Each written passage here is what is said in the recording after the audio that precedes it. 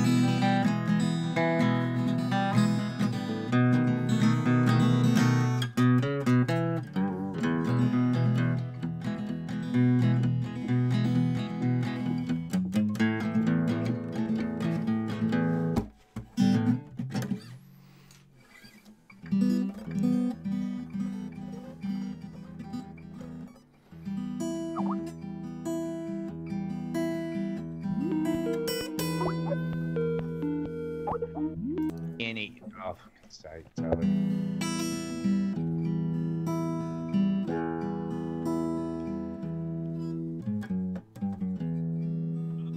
Chin man. Hey, hey. Hey, the chin is here. And he's got his guitar.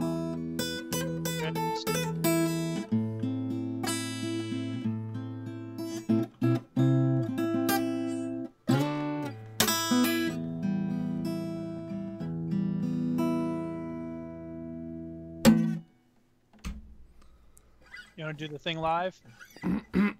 Yeah, I can do that. Let's do this.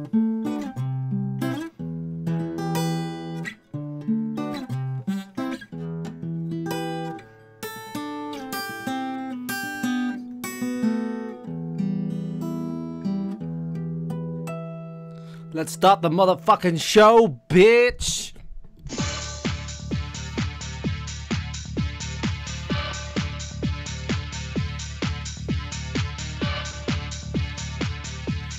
Yeah.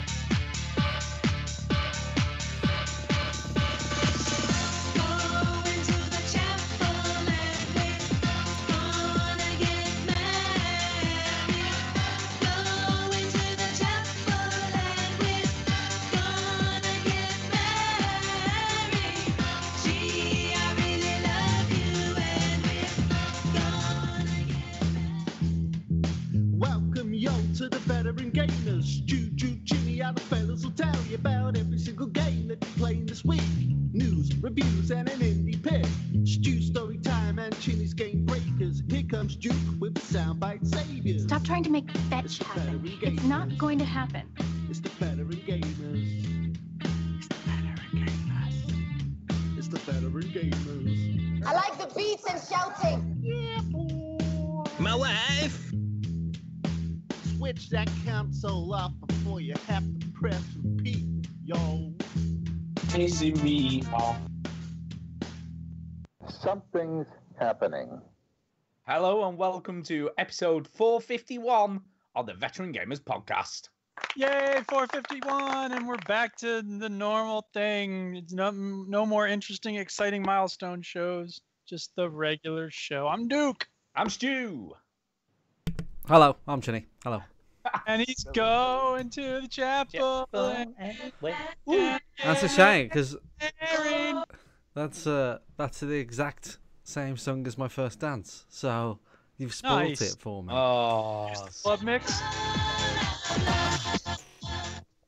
Hey, yeah. yeah, Yeah, this- weird to think, by the way, the next time the three of us get together for a show, you will be a married man. Next time I Not gonna appear be- on this show, I will be married. Something's wrong in my home or Stu's home. Yeah. And I'm going to see the dirty deed on Thursday. You are. Can't wait. Yeah, but oh, by the way, Fun. my wife, has got a question about the wedding. So we'll Oh. get that out of the way first off, because that's interesting to listeners. But yeah, what she wants to know is, right, obviously on the invite it says 1:30, but is that when we have to get there or when you're getting married? When we're getting married, Yeah, so what time do we need to get there for? probably 2 hours. about an hour before, I would say. All right, about 12:30, 12 o'clock, 12:30, is what That's you're when saying. I'm getting there. Yeah. Right, okay, just so we're clear, because Kay's like, I don't know, it doesn't say whether it's the time to get married or when you need to get there for. So like, I don't know. What does it say on the invite? Does it not? Is it not clear? Apparently not. I don't know. People are going to be turning up at 1:30, I think. I don't know. As if Yeah, I've not got enough to worry about, Stuart. No, yeah, it'll be fine. It'll be fine. So how are you feeling, by the way? Are you nervous? Are you excited? How's it going? I'm very excited. I finished work on Friday, and yeah, I'm just looking forward to it now. You know, in a week's time, I'll be married, and I'll be probably in America by now. Yeah, Oh, America. is that when you're going? So when do you go on the honeymoon? 2nd of September. Wow, so not So long after the God, wedding. No. So I'll get married on the Thursday, and then off on the Sunday, and then it's my birthday on the Monday, and that will be the day that I meet Greg from the Overseas Connection. Ow, double whammy. I know. It's always triple whammy. It's my honeymoon, it's my birthday, and I meet Greg. God, how exciting is So- this going to be? I'm excited. So the- let me ask you this Go question. on. Let me ask you, are you more excited for the wedding or meeting Greg? Well, I mean, Oh, the fact he hesitated. If I were Tara, I'd be kicking your ass right Greg's now. just a beautiful man, isn't he? Like, I can't. Who wouldn't be You know what I excited about meeting Greg? Yeah. I've been. Oh. One thing that I sent Eric a picture of my weight loss. I don't know if you wanted to see this, Stu. So I've been I losing. can do. I've been losing weight, and today is my last day of my diet. Right. Right. So I took a picture today and compared it to the first day, and it's on the screen now. Wow, that isn't. It's your face, man. Wow. Yeah, my face is completely different. You look shorter as well. Is that right? Have you lost height as well as weight? I think What's that all just. that I think that might be just where I'm standing in the room there. Stu. about? Your skin is more luminescent. Yeah. Yeah, you've got a tan as well. Have you had a spray tan? What is yeah. going on? Well, it has been the summer since the start of that diet. So. You look like you've been tangoed. Apart from the colour correction issues, the wrong thing An to eye. focus on. So it's in kilograms, but in stone, it's 14 stone I was started on. Yeah. And then I went down to, I think it's 12 and a half now. Wow, that's pretty impressive. So it's a stone and a half, which doesn't sound a lot, but when you're my height, I discovered that it seems to be my face that changes a lot. Obviously, the Do stomach. you know what I think it is, though? Right, and obviously you can definitely see you've lost weight, but I think there's a bit of optical illusion going on because your hair's bigger, makes your face look thinner. Well, I can't do much about that. I think the bigger hair helps. I don't think it makes much of a difference. Congratulations on losing the Yeah, weight. well done, mate. You're See, looking- You do looking something, very Stu well. takes it away. Have you noticed this? You do I something, know. Well, look, Stu I takes can't it say away. anything about weight, can I? Because I'm a right fat See, still. So just you know. you're focused on being healthy and not on your body. Exactly. No, I'm I'm with doing, you on doing this. the opposite of what Duke just said. I'm focused on image alone. But they always are on your wedding day. You want to look your best, don't you? You want to look I'm proud. dapper. I'm pretty proud of the weight loss, and so that's one thing that's going well. Today, Tara and I packed everything into boxes and bags, so we're pretty much there, almost. Just little things now, just little things I've got to do. I've got a whole list next to me. Yeah, I've got to sort out some groomsmen stuff. I've got to pack. I've got to Wedding venue. got to get some new clothes. No, I've paid for the wedding venue and all that sort of stuff. Oh, that's all done. You've got one then. Oh, that's good. Yeah, I've got to pay. I've paid for the food, paid for the venue. There's not much else that can go wrong, really, is it? If you've got the food in the venue, then you're okay. You see, we've no idea what the food's going to be, but Millie's been trying to guess. Okay. because she thinks, right, and obviously I've explained that you're a bit fussy. So she thinks it's going to be quite simple. That's her guess, and potentially she's hoping, and I know this ain't going to be the case, but fish and chips is what she's after. I'm like, that's probably not happening. On the evening that is happening. Oh, I won't tell her. On the evening, fish and chips is happening. Nice. You see, she'll be very, very happy. But not in the day. No, I said that, but she guessed right, which is pretty good, which is pretty impressive that she actually guessed one of the meals. So yeah, no, don't tell me. I like surprises, so I don't want to. Don't worry, I can't remember. Brilliant.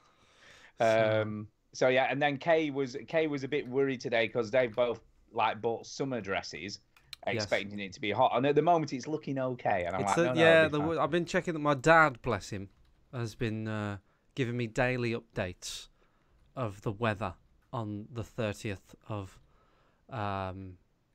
August. You know, he's been going, it's looking dodgy. This, I don't know. I bet I can just imagine that. And then he's going, hey, Mike, I've checked the weather. It looks all right this week. I'm like, but Dad, weather, chaos theory and all this, you can't predict it, Dad. And he's like, no, they've got all sorts of things now. I was like, well, on average, Dad, it's 10 days. 10 days is what they can predict. But at the moment, even then, it's a bit shit. Even then, it could change on the day. So at the moment, it's 15, 16 degrees Celsius, which sunny, is for Duke, which is 61 degrees Fahrenheit roughly. And it's cloudy and sunny. So you know what? Yeah. If there's no rain and that's the weather, I can live with that. Yeah, if it would have been today, that would have been a downer because today has been shit. In fact, it's so cold. We put the heating on for the first time. Tara almost put the heating on. Anyway, so I'm getting married. It's all happening. I won't be on the show for another 3 weeks, and then when I'm back, 3 weeks. Yeah, we haven't even sorted out cover, but we need to sort that out. When I'm back, it's EGX. It is. How weird is that? The first show you'll be on again will be EGX. So, and then Duke won't be on. How funny is that? Yeah, so Duke will get on. Yeah, you'll get a break, but I'm guessing Stu. Wait, why am I not going to be on? Because we cover EGX and then you get a week off. You don't come to EGX unless I'm. I'm sorry. I was thinking. Never mind. Okay, yeah. So I'm guessing Stu, you're still going on the Friday. I am. And then I'm going to join you on the Friday night. You are. And then I might give you, because you're stopping at mine Thursday, aren't you? I am. So I'm going to give you the hand recorder so you can do some podcast recording. Oh yeah, I can do all that stuff. Yeah, I can. And to be honest, I think I'm going to give you that all weekend if that's okay. Yeah, that's fine by me. You seem to enjoy it last year, so I'm going to give you that. I did. I like doing that. So this year's EGX coverage will be completely into Stu's responsibility. It'll be randomers. Well, try and keep it to the group as well, Stu. Oh yeah, no, we'll do that. I'll do that also. God. But obviously, I like just talking to random people. Well, you do whatever you want, and then I'll just focus on the video. So yeah, and I'll be there Saturday and Sunday. So a few people in the chat. Martin says topless veteran gamers. Yeah, boy. So he liked the picture of me. Top on. Yeah, look good. Adamsk, as we all know, EGX. He just shouted EGX. Corzan said, I will be at EGX on Saturday. So we're going to make sure that Corzan seeks us out and gets on the show. Yeah, the more the merrier. I mean, obviously, if you go in and you've never said it, come and say hello, just come and do it because we have a lot of fun. We just get together as a group and we wander around and we play shit games in Res. And, that's kind of what we do. It's a lot of fun. That's what we do, yeah. But the problem is if you do seek us out, then it's very likely that you won't play many games because... No, because we don't. We tend to... Well, we do. But we tend to just sort of chatter, don't we? Yeah, which we could do in a queue for a game, but we never seem to do it. We tend to not. For some reason, this mentality of if we're standing in a queue, everybody's bored, but then we just stand around for ages. It makes no sense. Yeah, it doesn't. Yeah, EGX is soon coming upon us, so it's quite exciting. I know. Thing.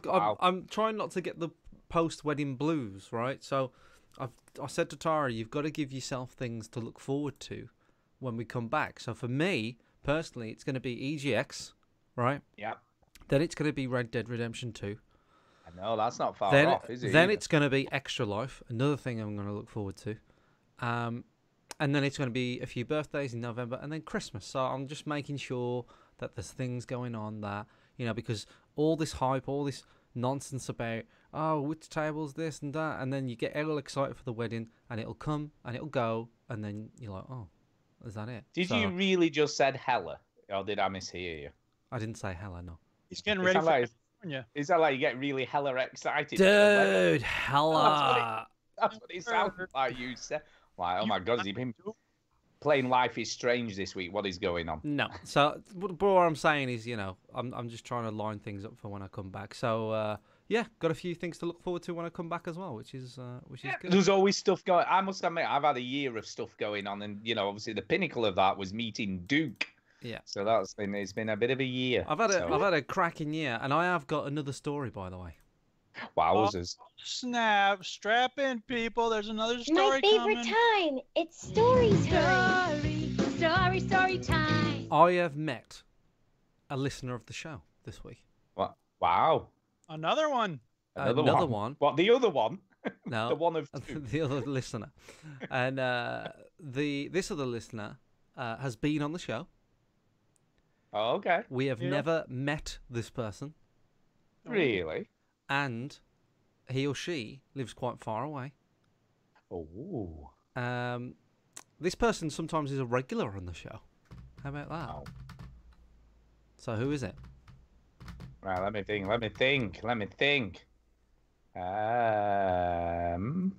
A regular on the show. A regular on the show. Right. He or she has been on this show multiple times. Okay. Where have you been this week? Well, I'm not going to tell you that because you'll get it. Pete, your brother. No, I've met my It's brother not before. right. Okay, I'm gonna put a far out guess there because you've said he or she, and we've very rarely had any she's on this show as like regularly. The only she I know that we have regularly on the show is Melissa Hutchinson as a sort of soundbite. Is it Melissa Hutchinson? Some Comic Con? It is not Melissa Hutchinson. I thought you'd been some Comic Con that we didn't know about. He just said he or she to throw you off. Correct. I know that's what it is. I'll give you a clue. It's a he. Okay. You're thinking too much. You're thinking too You're much. throwing us. I know, yeah. Okay, a he. Amras. Amras. Armar. No, Armar. What am I saying? Armar. There you go. Armar Parves. I have met Armar this week. Oh my goodness. Where the hell did you meet Armar? So you did go to Glasgow. I did go to Glasgow. Oh, God, yeah. You said you were in Scotland, didn't you? I saw the thing. I'm in Scotland. That's right. So, I messaged Armar, and I said, Armar, I'm coming to Glasgow. And he was like, hey, let's meet up for a meal. I was like, all right. And then he picked me up from my hotel, and then he took me to Nando's and paid for the meal. He wouldn't let me pay because he's such a nice guy.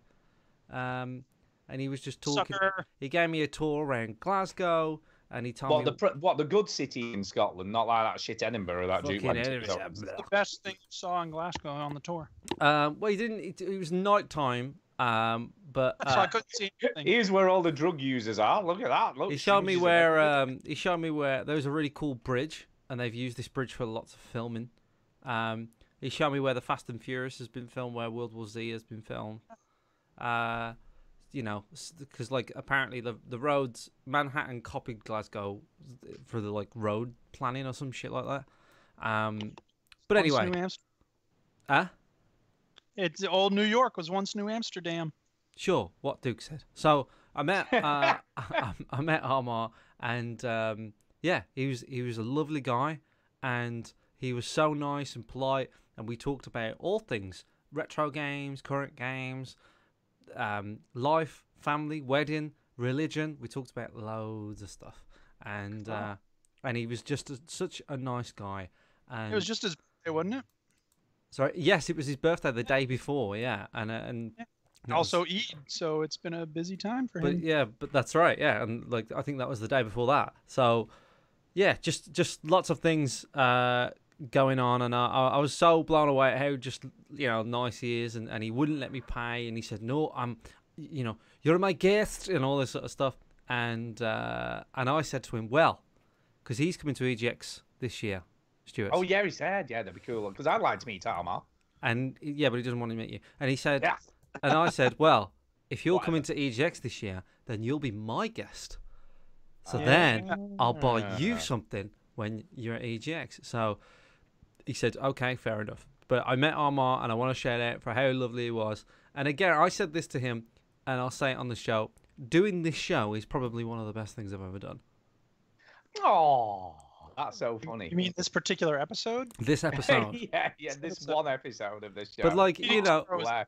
I was This just episode- I was thinking about like the year that we've had, right? And I've had lots of good things happen to me this year, and the wedding obviously being up there, and honeymoon and all this sort of stuff coming up.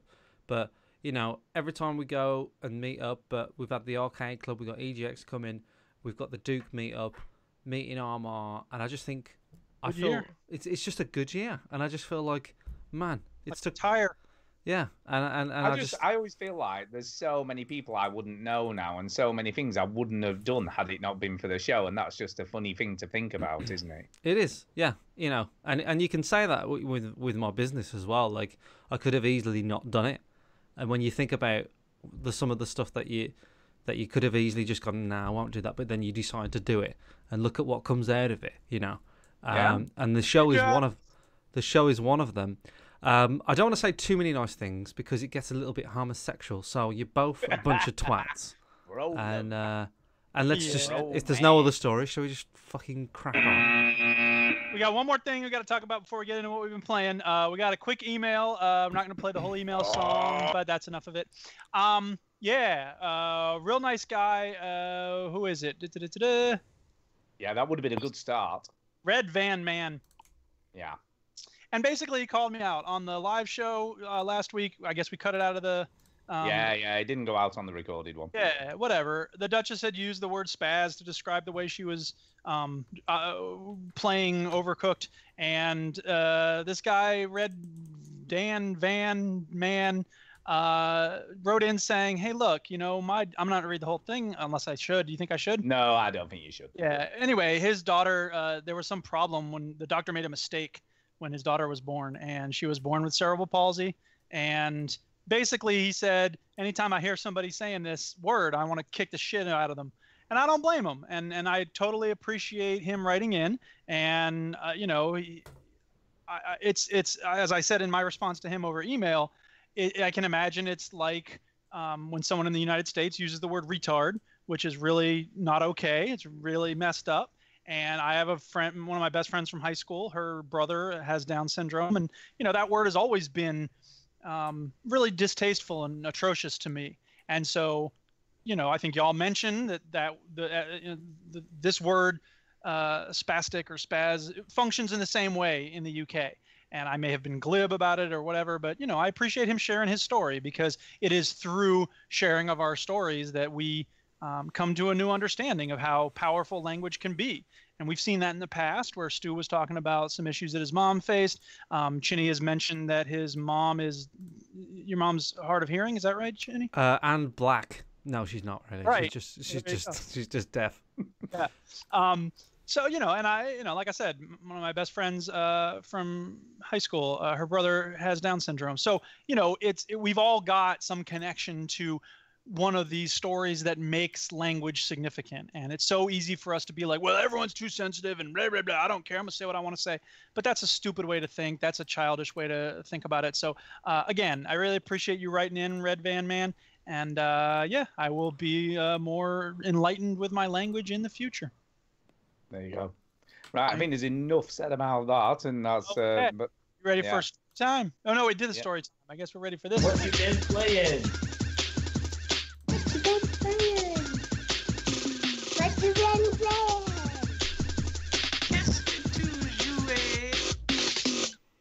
now you'd think, right? I've been on holiday all week, so I'd have had loads of games. I've had lots of and games times. to play, but I didn't play Time to anything play because again. I was too busy fucking polishing my deck.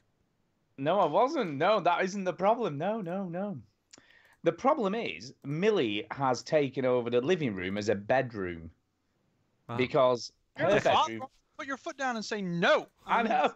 playing I games. need to play games, man. No, so I have played some PC stuff. Are and you a little decorating bit- a room or something? We are. So unfortunately, there's no bed up there. We've had a plasterer in. We've got Hang some on. paint stuff. Hasn't she left school? Yes. Do, Oh yeah. She's do at the school. correct thing Kick and her throw out. her ass out. Hillary, Oh yeah.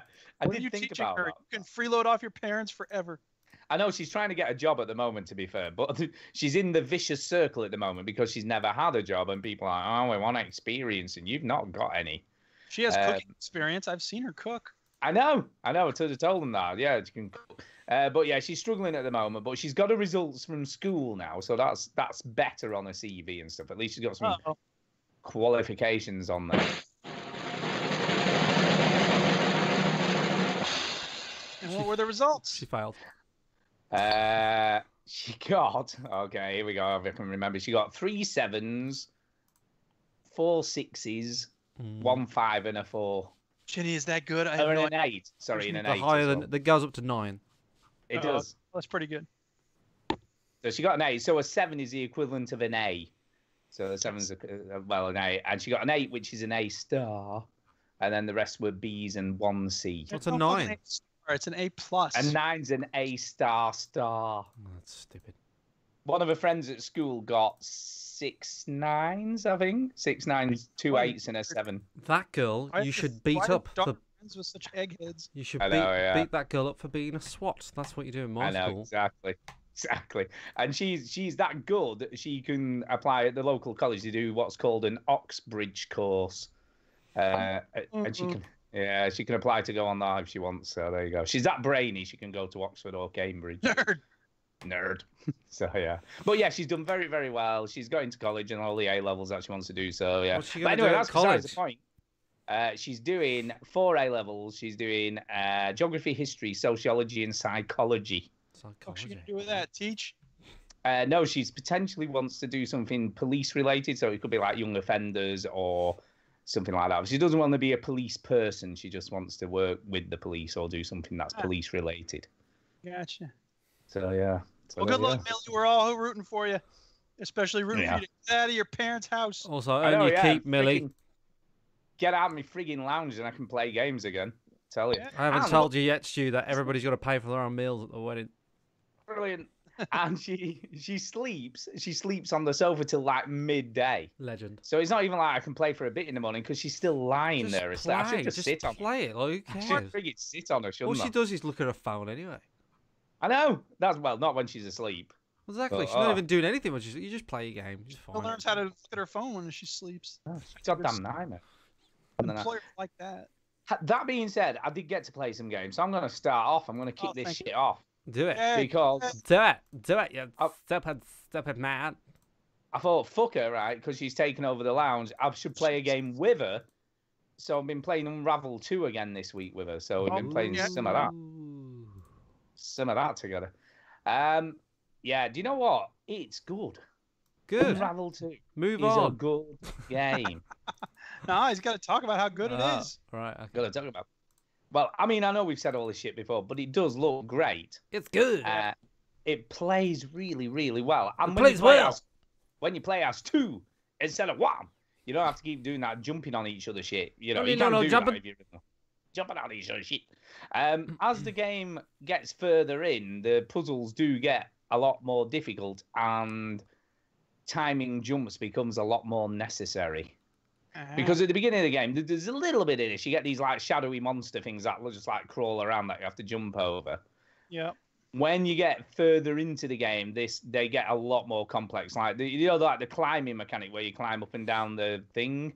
Well, there's some of those where the shadowy things are sort of on like a pattern, and you have to get around them while you're climbing around. And because you don't climb very fast, you've got to time your movements really accurately. So it is a bit of it does get quite difficult, I must admit. More difficult than I thought it would. Yeah. Does it get frustrating? Like, do you find yourself like No. with it? That's good. No, we've not come across anything frustrating, and it's still kind of cool. I love the fact that each sort of level has its own distinctive style, and the sort of narrative, something to do with these kids that have run away from a home, is what I can gather from it. Yeah, that's the sense I got from the demo. Yeah, and that sort of that narrative carries on. So each stage is what happened to them next. You know, where they were getting chased, and then you work your way or run your way through that level where they were getting chased again, and then obviously you catch up with them at the end and see what happens next. Yeah. So I kind of like it. I like the little narrative. I don't really know what it means or whether it's going to be any deeper than that, but it's kind of cool. And like I say, the game itself is they have done what a lot of games should always do, and you know they had the first iteration of this, and then they've really polished it. Yeah, you know, this is so much better than the first game in terms of control and how it looks, how it plays, and I love the little mechanic because like in the first game you had this, which Duke mentioned, you had to collect your yarn all the time.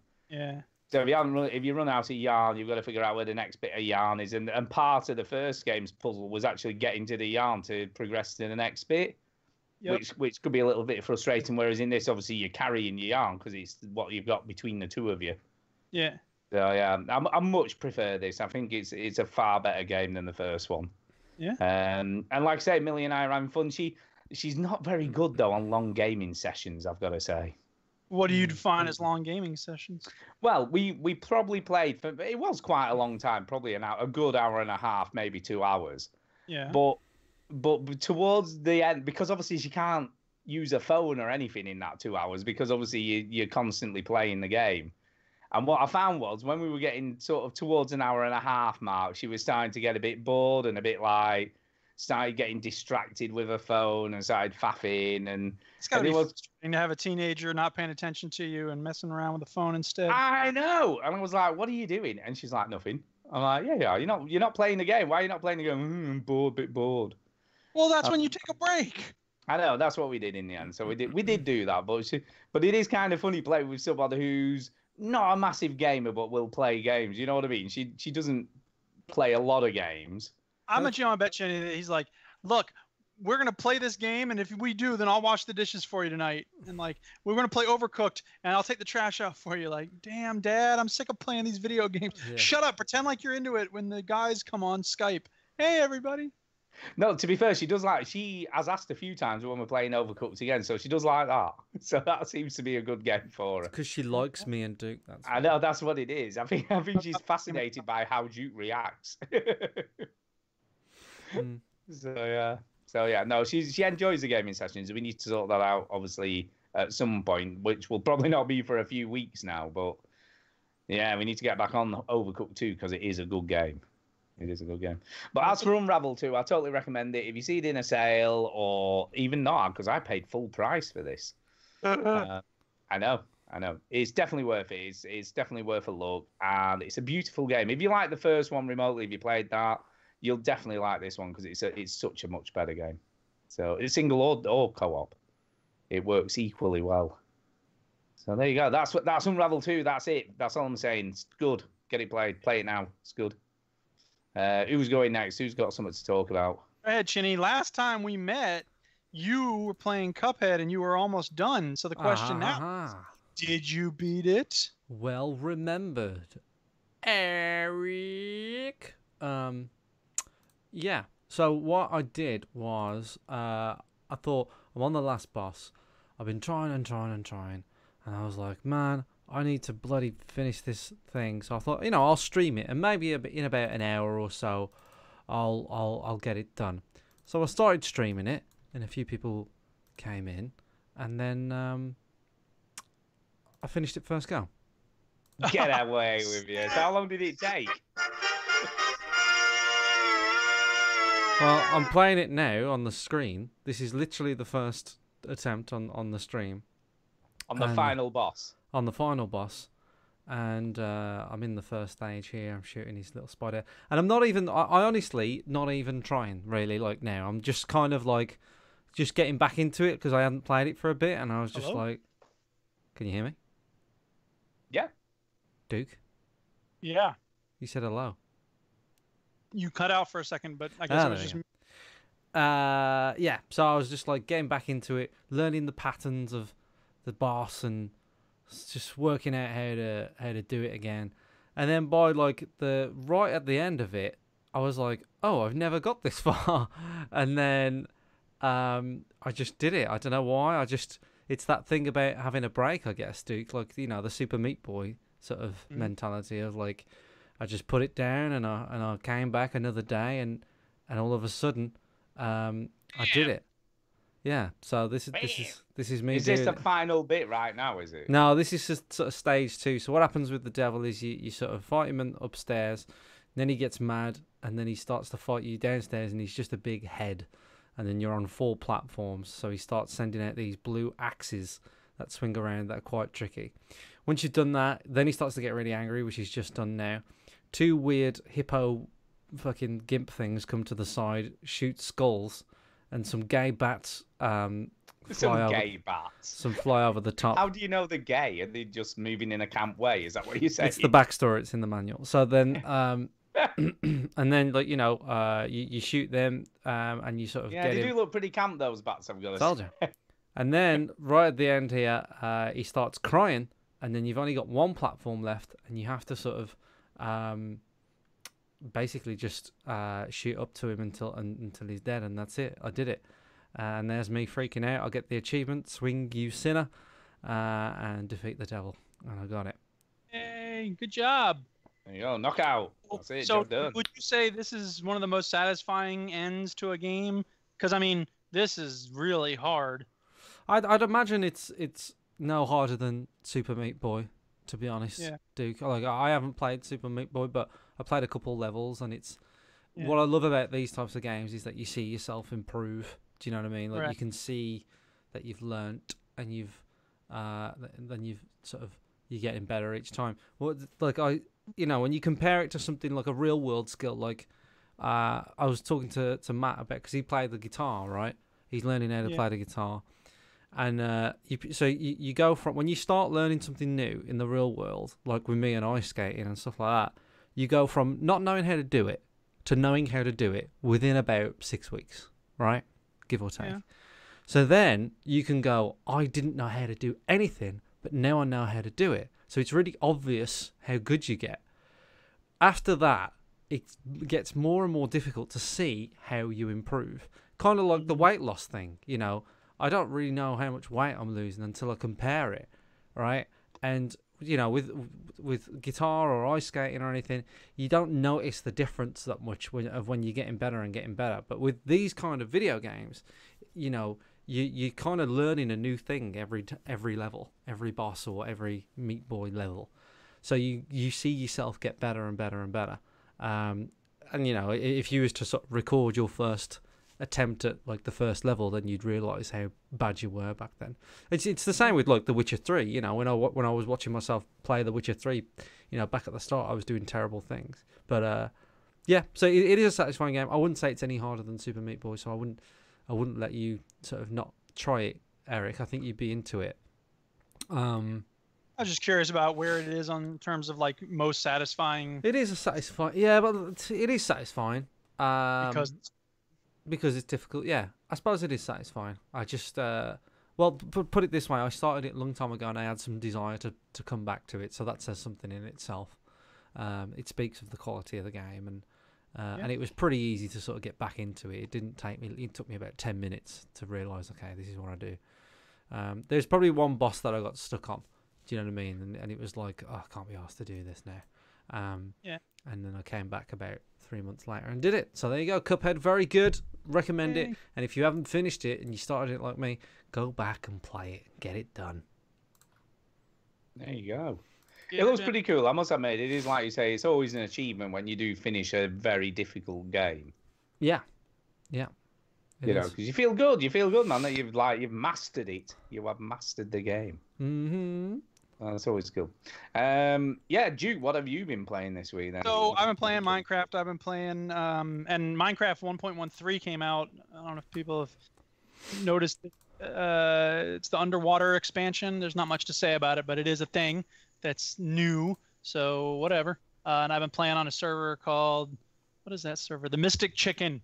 And they've got this plugin called basically Minecraft MMO, which means when you go mining, you level up your mining, and then you get a little bit of speed up when you mine at certain points. And, there's some good things about it.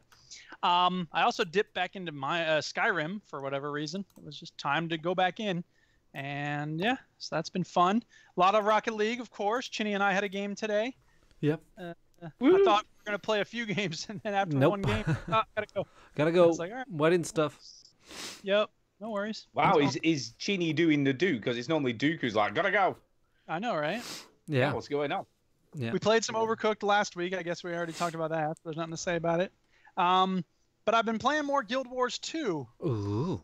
The last time we talked, I think I had started up again, but I had done this thing twice before where I played characters up to level 20 and then for whatever reason lost interest, wandered away, new things came along. But I'm at level 45 now, or maybe like 47, and I'm sticking with it. In part because I found this guild, and since it's in the name of the game, I suppose it kind of helps a little bit to be in a guild. But it's mostly just social. Like, they're not really traveling with me. So it's not as though we're doing a lot of stuff together, although I did join them on one thing. But it's that thing of like, they've been playing the game for a long time. So they were in the middle of some treasure hunt or something. And they were like, okay, everybody go to this zone. And I was like, oh, I think I opened that at one point. So I found out where they were, and I went to where they were, and they were tracking this creature in the water. And then it came on land, and they're like, okay, everybody attack. And we all attacked.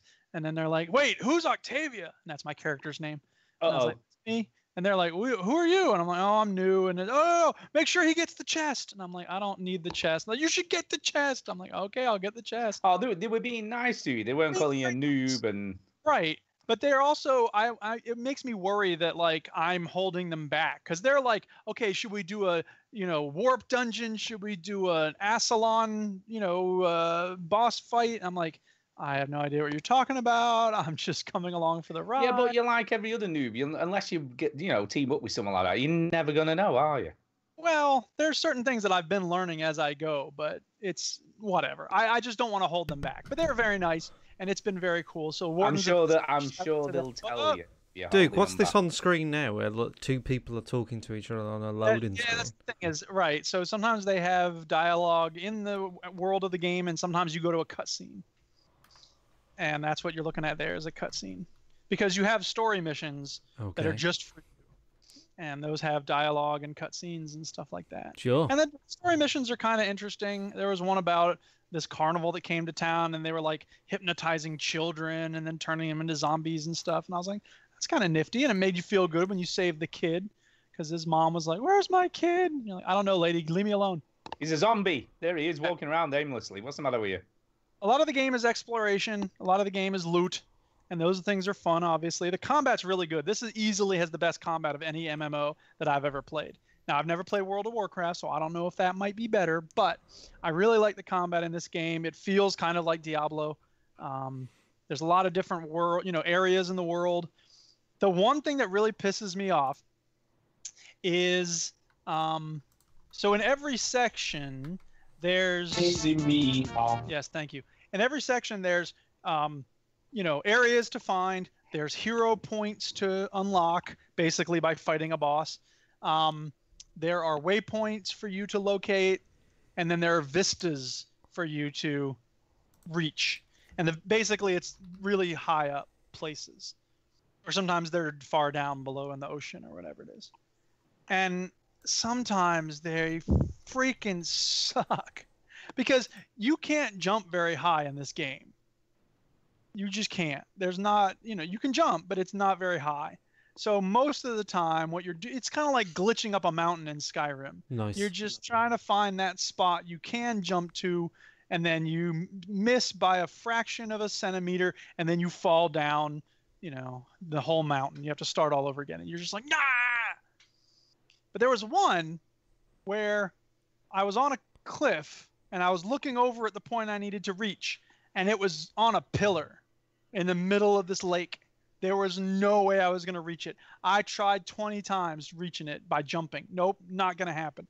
And then I thought, okay, well, the pillar feels, it's made out of rock, so it looks like it's just sheer, solid face. But maybe there are little spots that I can get a foothold on. So again, I spent like half an hour trying to hop up the side of it, nothing doing. And finally, I was like, all right, this is ridiculous. And I went on the web, and I was like, how do you get to this vista point?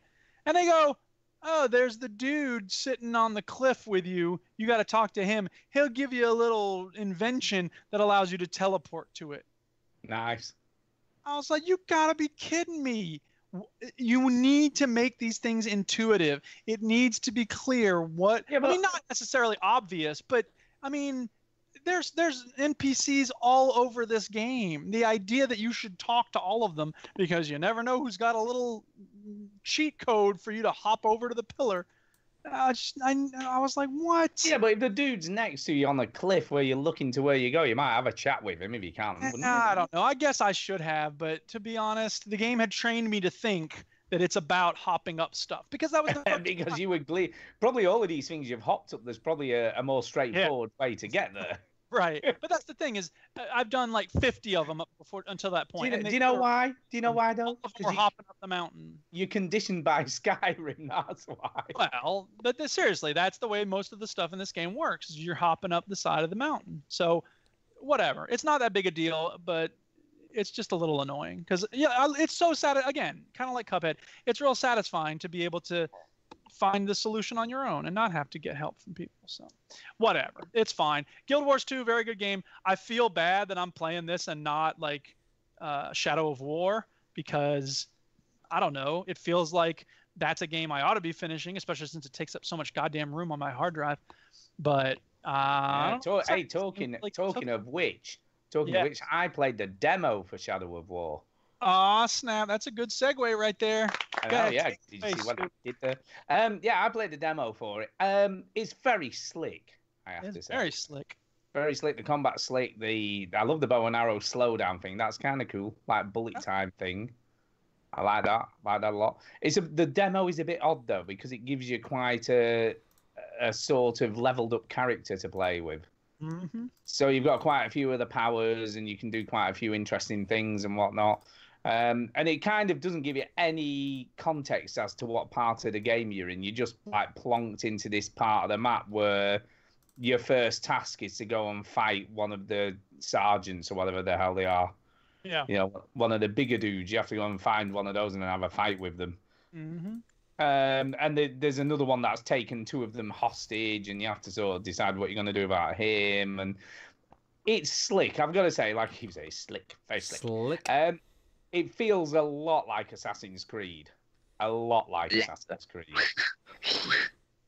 And I must admit, at one point, I felt like I was playing a reskinned Assassin's Creed because it just felt so much like it. Well, there was a lawsuit about that, wasn't there? Remember that? Is that true? Because it does feel like Assassin's Creed. No, there was some code or something that I'm not quite sure of the details, but I think either some employee or someone, or they borrowed an engine and they used some sort of code or. Developer accuses Shadow of Mordor of using code from Assassin's Creed. It does feel just like it. I mean, even the way he crouches on the end of the, like you would at the Eagle. Yeah, you say that, but then there's only so many ways you can crouch, I suppose. There is, but even just the way it moves and jumps. I mean, look, it's a third-person exploration game where you're running around stealthy and climbing up stuff. It definitely is borrowing a lot from Assassin's Creed. That said, I think in the same way that, Portal borrowed from that other game and, Minecraft borrowed from another game. Portal? What the hell game did Portal borrow from? We've been through this. I'll find it. Game that inspired Portal. Narbacular Drop. Yeah, they made that as well. Oh, okay, fine. So the point is that, and so Rocket the people who made Portal made that. That was their first game. That but what I think what Eric's point is, like, if you play Call of Duty and go, this feels like Medal of Honor. Well, yeah, it does, because one inspires the other. It does. So it if does. Look, it's a game that you made, like with Rocket League, they made that first game that wasn't that great, and then they figured out how to do it much better. I think that's what Shadow of Mordor and Shadow of War did with the Assassin's Creed formula, because the combat in this game is so much better than the combat in Assassin's Creed, in my opinion. But I can't argue.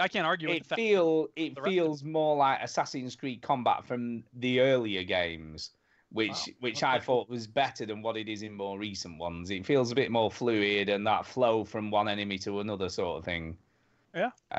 Which is good. That's not a negative point, but it's not, sort of graphically. I didn't know about the lawsuit thing, by the way, so I knew nothing about that. So I was just basing it purely on playing the game and just how it felt to play and how the character animation is. So, it just instantly felt like Assassin's Creed. It's not your fault that you're ignorant. Carry on.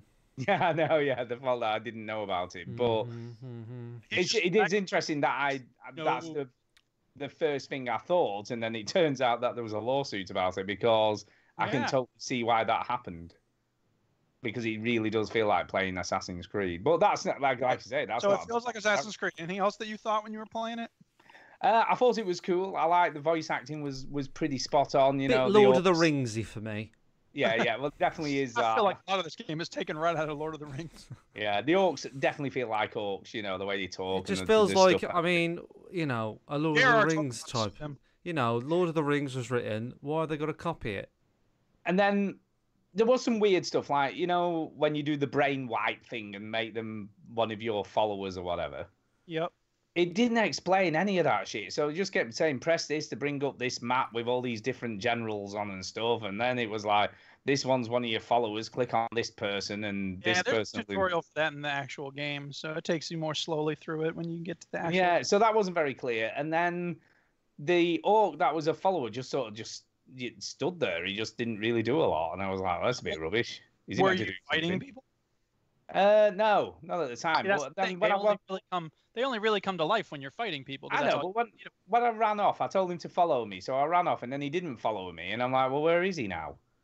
So that was all a bit weird. But that might... that was just a bit glitchy or something. Maybe.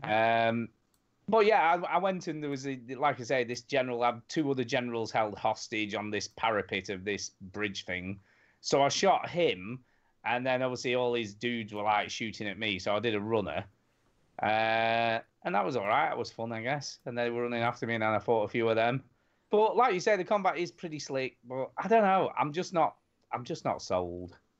And I think I've totally gone off these open worldy type games, to be honest. Yeah. I'm just wasn't feeling it. I can see why people would like this, but I don't know. I mean, I looked at the last Assassin's Creed, and I like Assassin's Creed games, but I was looking at him like, I just can't be bothered. I can't be bothered sitting through hours of that game again, and games like it. You're not interested in Origins because it's a bit different, or? No. Do you know? I'm really not, weirdly. And what's kind of funny, I think in the past I would have regretted or thought, oh, I should have played that Assassin's Creed game, but I didn't feel like that at all for the last one. I didn't feel like, oh, I should have played that by now, or I should pick it up cheap, or any of that stuff. You like the fresh and new, though, don't you? I do like the fresh and new, and I think I am a bit disillusioned with all these third-person open-world action games because they just all feel the same. Yeah, not like those walking simulators. They're all different. I know, and I agree with that as well. I can't disagree. But the difference is all of those stories. They do. It's all about the narrative. And, if the narrative's strong enough, I can forgive the game mechanics being similar to other games, I guess. But that's fine. I mean, if something's more emotionally engaging, that's just the delivery method to me. That's just the way it's delivered to you, like a book. All books are the same delivery method, but they're all different in themselves because the narrative's different. For me, I think that video games are really bad at telling stories for the most part. So I don't really go into a game or seek a game for a good story. I play a game for its enjoyment, and if there is a good story, then it's like a bonus for me. Because there's just so many bad stories in video games. They're just crap at it. Oh, yeah. And I think it's because you're playing for 50 hours or whatever it is, that it's really difficult to hold your attention, say, for 2 hours, Yeah. So I don't really, when a Red Dead comes along and the story actually really grips you, it's a rare thing. Yep. But it does happen. But I just mainly play for the enjoyment of the gameplay. It's all about the gameplay for me. See, whereas it's the opposite for me because it's more about the story and less about the gameplay. Well, although the gameplay is important. You're going to hate a lot more games than I am. I know, that is true, and that's always been the case, I guess. I don't hate games like this, Yes, and I can do. obviously see you hate I all video don't. games. I don't hate games like this. They're Just I hate Shadow of War, and I hate the people who made it. you know, look, Those are your words. it's all about story for me, and it's all about engagement and stuff that's interesting. And you know, I've been looking at a lot of the stuff on 2077 this week, and that some of the stuff in that just looks amazing. You know, some of the screenshots, some of the way the city's portrayed, and I think it's almost that, like, you know, with Cyberpunk, you look at it and you see those cityscapes and all those buildings and all that shit going down, and you know, it's saying that all the NCPs will be, you know, look different to each other, and you know how that's going to work, I don't know, or be distinctive to try and make it feel like a real living city. But I find that more interesting, you know, something that's more densely populated and smaller than some enormous world that's got repetitive tasks to complete. Do you know what I mean? Yeah, but I think Yeah, Cyber but to be fair, 720. Witcher 3 had a lot of repetitive tasks to complete. Oh yeah, and I didn't do a lot of that shit. Yeah. So Do do you know you what I think mean? do you worry that maybe you're getting your hopes up a little too much for Cyberpunk? No, I don't know. Having seen some of the stuff that's come out of GDC this last couple of weeks and some of the screenshots and the demo gameplay, although I've tried not to watch much of that, I've been looking more at the write-ups rather than watching it. It just looks incredible. You know, it looks great. I love the idea of the story. I'm feeling it a bit more. You know, seeing there's like on the demo from GDC, it opens with them like during the night, and obviously the city opens up below this apartment that you're in, and it just looks incredible. You know, with all the neon lights and everything just like spread out before you. That's the other thing. You do like a good story, but you do like some aesthetic details. Oh, for sure. You know, the prettier it looks, the more interested I am. You know, and it's to me, it's just that feat of engineering. You know, that these programmers can do stuff like this and just make it look incredible and alive. You know, and that's kind of what I'm interested in. Would you play Cuphead? Because there's no real story there. No, I probably wouldn't. I played the demo and I wasn't. You see, You're but then so... but then I'm a bit weird because, well, Owlboy was kind of difficult for me to play because I find games like that difficult because my reactions aren't as good as they used to be. You played it, Chinny, and thought it was easy. Yes. But for me, some of those boss fights I found really hard to do. Yeah. You know, but I got through it because the story interested me and I liked the emotional engagement with it. You really suck. That was the opposite for me. I couldn't care Yeah. if all the owls died. Yeah. You know what I mean? That's the difference between me and you. I got through the I story. care about owls, and you don't care about owls. Because I was engaged by the story. You got through because you just, well, I don't know whether you like the gameplay that much, but It was okay. I thought it was okay. enough to get you through. Yeah, it was all right. It was a good game. Yeah. Do you know what I mean? I think that's the difference between me and you. You're, like you say, all about the gameplay and all that sort of stuff, whereas I'm more interested in being emotionally engaged in what I'm playing. There you go. Food for thought. And I just don't think Shadow of War would do this for me. Got it. Anything else to say about it? Nope. I just feel like we're treading water here, and we should move I on. know. I'm moving on. I don't like games Chinny. with no story. Okay. Chinny, what's this new game, man? What's all this about? Let me just change the thing. Wait a minute. I don't know why I'm talking like this. I played another game as well. By the way, YouTube really sucks now that you can't choose a time to start a video at. It's a bit of Yeah, a you pain. can. Well, I don't know how, because when I do it, 'Cause if I you're- click on this YouTube, That means it's not possible. no, if I click share, the only thing it comes up with is the link to copy. How Oh do you my do it? god. Oh. There's a box. It says share at X time. It doesn't. There No. isn't on mine, right? You don't All do I that get anymore. is Looking at, but you every may time I've know, done- you may know, and the people, and it says share a link, embed, Facebook, Twitter, Google, Blogger, Reddit. Yes. And beneath that, there's a https:// Yeah, you. It just says copy. I don't have anything else. And below that, I have a little box that says start at. And I then don't there's- have anything below it. That's Well, where it are you- ends. Are you there's no looking at a scroll. little? Let me tell you another way to do it. There's no scrolling. And Let me tell you another way to do it. Go on. On the timeline, you know, the actual timeline, Yeah. if you right click where you want it to start, it will give you a copy video URL at current time. How about that? How about For that? sake. Right, I'll do that from now on. Who knew? Oh, Oh snap. my god. You could also add it manually. Question Well, mark. there really is no box anymore when you click share. I don't know whether that's the same for you, Ginny. It's only an American thing where you I don't still care. But anyway, the game that I've been Anyway. playing, I've got a few long journeys ahead of me. I had the trip to Scotland, the trip back from Scotland, and I have 2 11-hour flights to get through.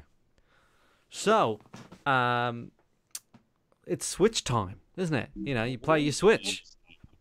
And I thought, well, what can I play on the Switch that I've got and I haven't played yet? That's pretty long and epic. And that game is Zelda Breath of the Wild. Oh, yeah. Now, I'll be interested to see what you think, because this was another divisive game. No. True. So I've played a bit of it. I've not even out the first area yet. So this is what's happened. I wake up, and I think I must have had, like, morning glory or something, because I think he goes to the toilet after it. And then I wake up and this, like, old guy's outside the thing. And he goes, "Hey, get that thing for me, that thing." And I go, "All right." For some reason, that's the thing to do. So I get a thing, and then I don't know, some big thing comes out of the ground, and then he says, "Look with your scope." I go, "All right." He says, "Get that thing out of that thing." I go, "Okay." And then I get like some ball out of some thing, and this monk dude is like, "Well done." I go, "All right." And he says, Santa Claus. then he says, "Get 3 more of these things, and I'll give you a paraglider, so you can save the world." I was like, "Why don't you just give me the paraglider? That's just really stupid." If it's important for me to save the world, just fucking hand it over. Just give it to me. And he says, "Nah, you gotta get the things." You must prove you are the one. So, you know, I'm going into this game knowing that there's certain things that I've got to be careful with. Mainly that the weapons don't last very long. So, with that in mind... Take this. Oh, no. Oh, my God. It's going to be so hard to play this for weeks without Duke playing that. So, with that in mind, I've been picking up a lot. And Jamie at work said, even though you know it, it will still frustrate you. And he's a fan of the game. So, yeah, I've been, you know, just clobbering away at enemies and picking up a bow and arrow and using that.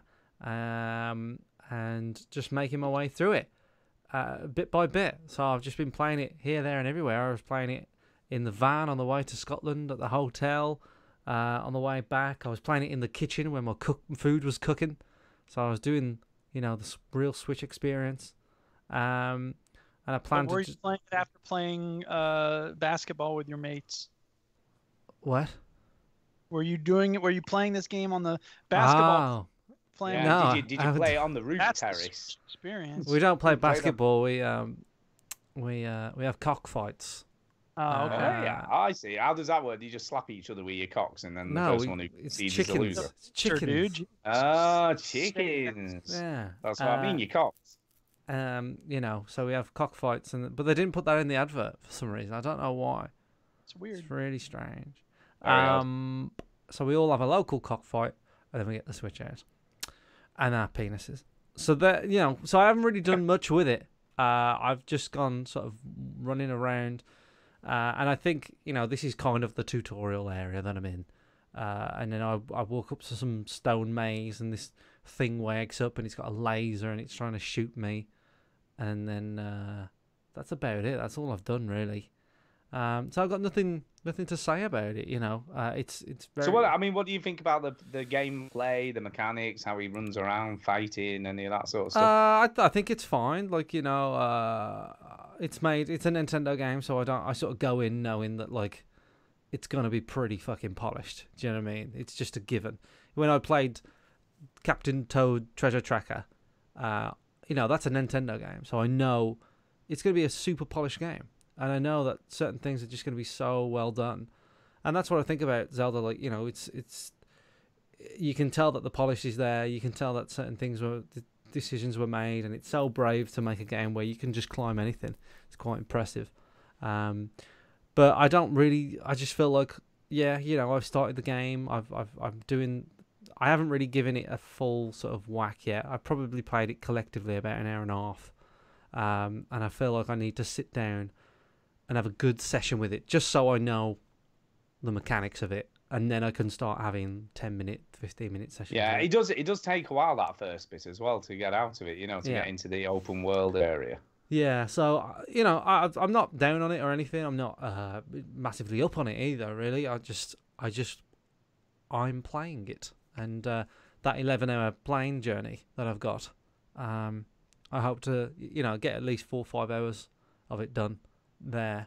Oh, you'll definitely get a good way in at that point. 11 hours is for quite a lot of Zelda. Yeah, I won't be playing it I won't be playing the whole flight. No, I get that. But like, if I can, hours. 4 or 5 hours there and 4 or 5 hours back. I doubt that I'll play it while I'm, in America. Maybe, maybe there'll be some downtime or something. But I doubt that I don't really plan to play it while I'm out there. But it's more just for the journeys and stuff and the lulls.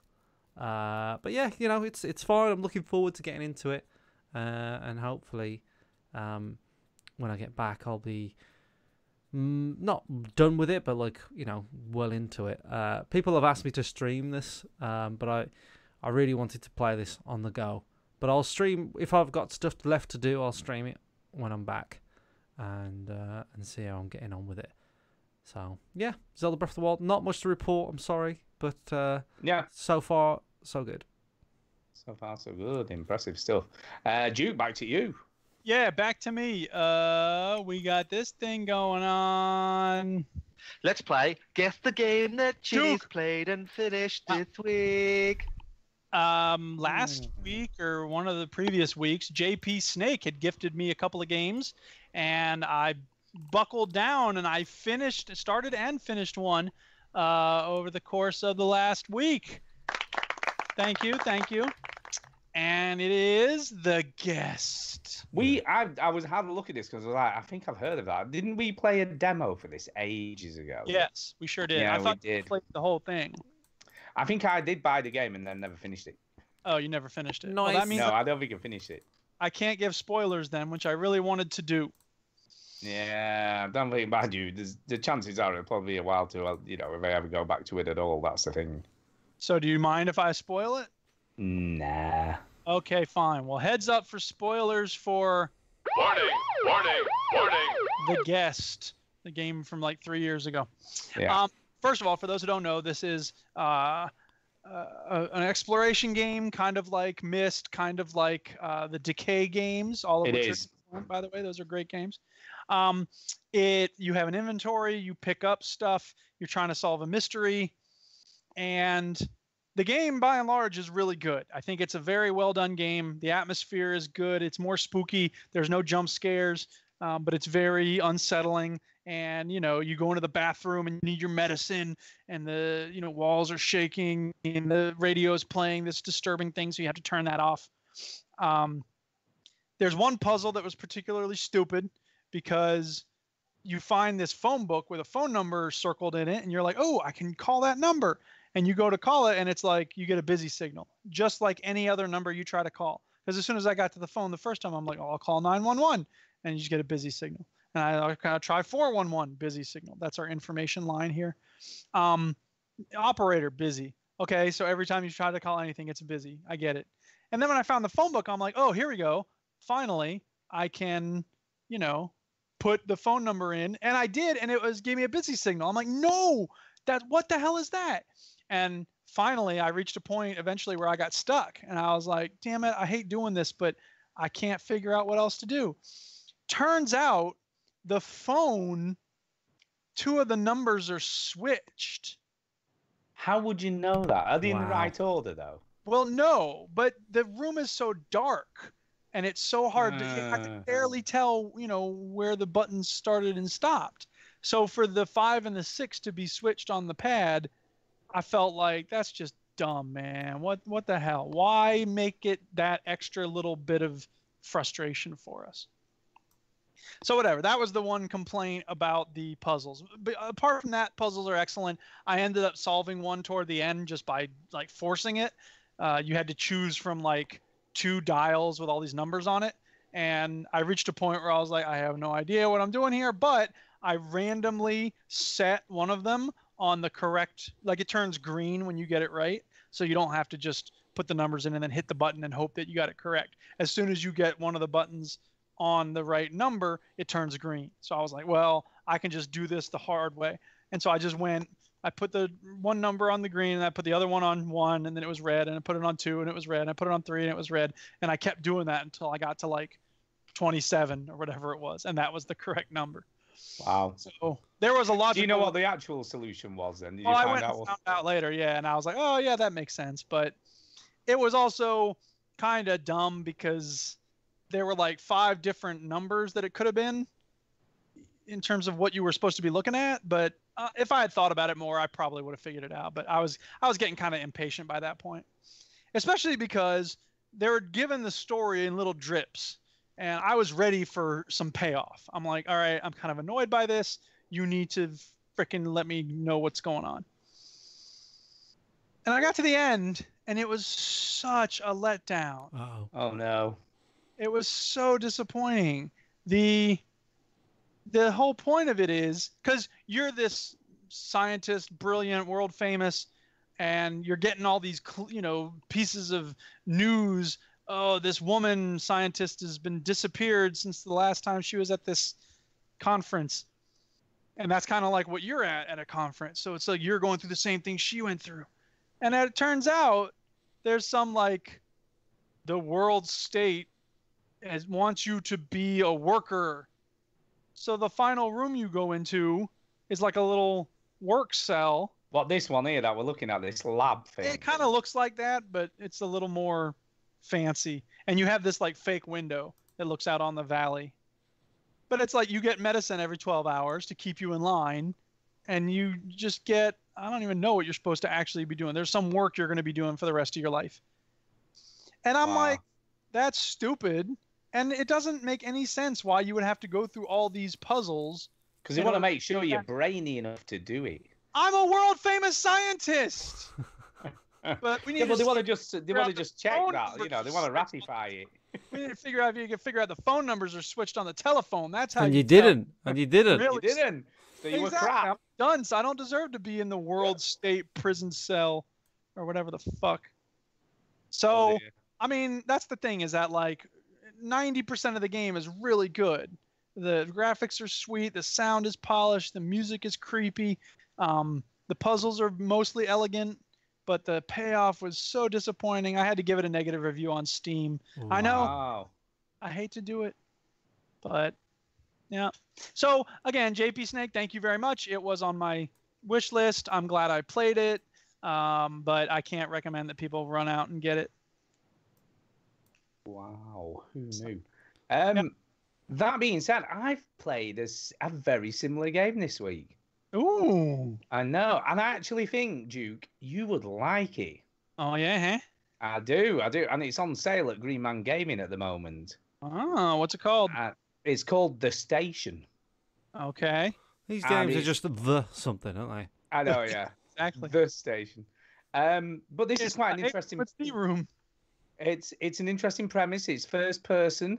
It is an exploration game, but it has got puzzles, so it's not...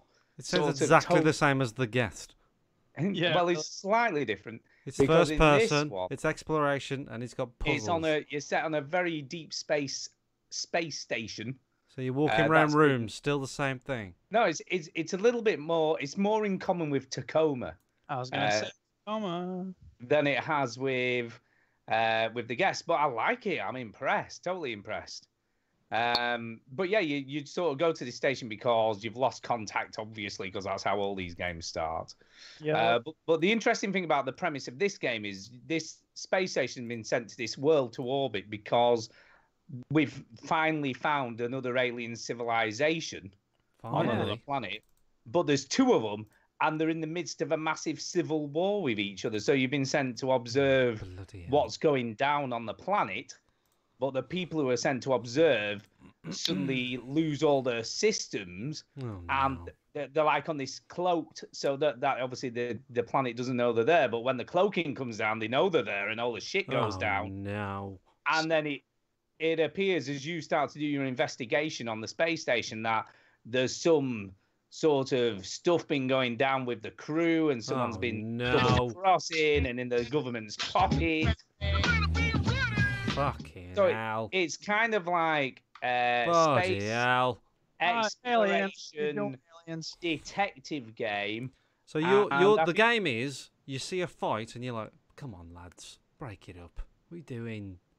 Come on, What are you alien. doing? You're drunk. But I think it's great. I really do think it's great.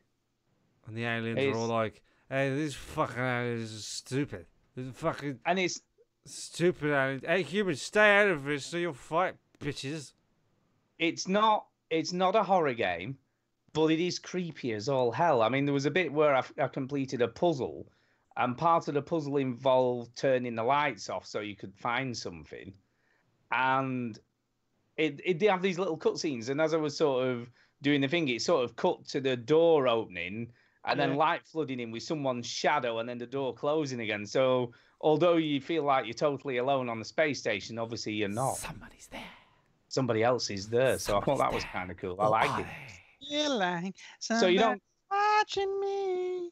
exactly. So you don't get chased or anything like that, but it is Nobody's creepy. chasing you apart from yourself. But it is very creepy. So yeah, I reckon you'd like this, Duke. And it costs £6 on Green Man Gaming, which I guess is about $7.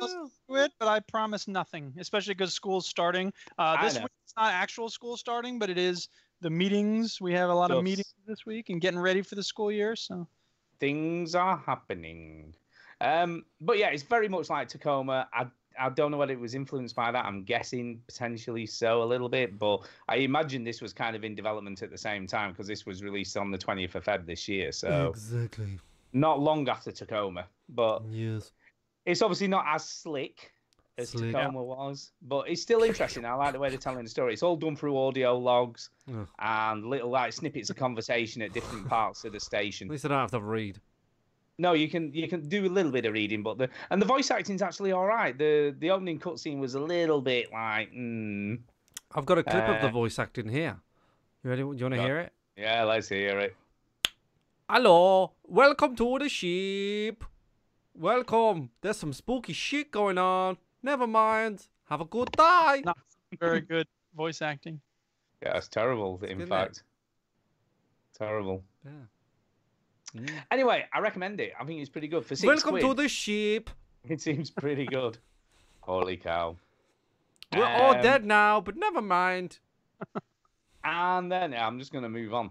And the only other thing I've played this week, I've started playing the first episode of The Walking Dead, the final season. Oh my God, here we go. Is Clementine gonna die? Yeah, Clementine, oh my God, she's so much trouble. Yeah, this is, by the way, we thought this was the new engine, but it isn't. This is the last. You thought it was the new engine. I thought it was the new engine. I was wrong. I didn't say shit. But they have improved it. But the Veteran Gamers podcast is even better. There you go. Yeah, it's still the old engine, but they have improved upon a few things. You know, it does feel a bit slicker. It feels more like you can move around in third person and all that. But as I've played more of the game, it's still as totally as restrictive. And it's kind of wank. I actually don't like it, no, because what they've tried to do is make it feel like it's more open and you can move around in the areas, but you can't.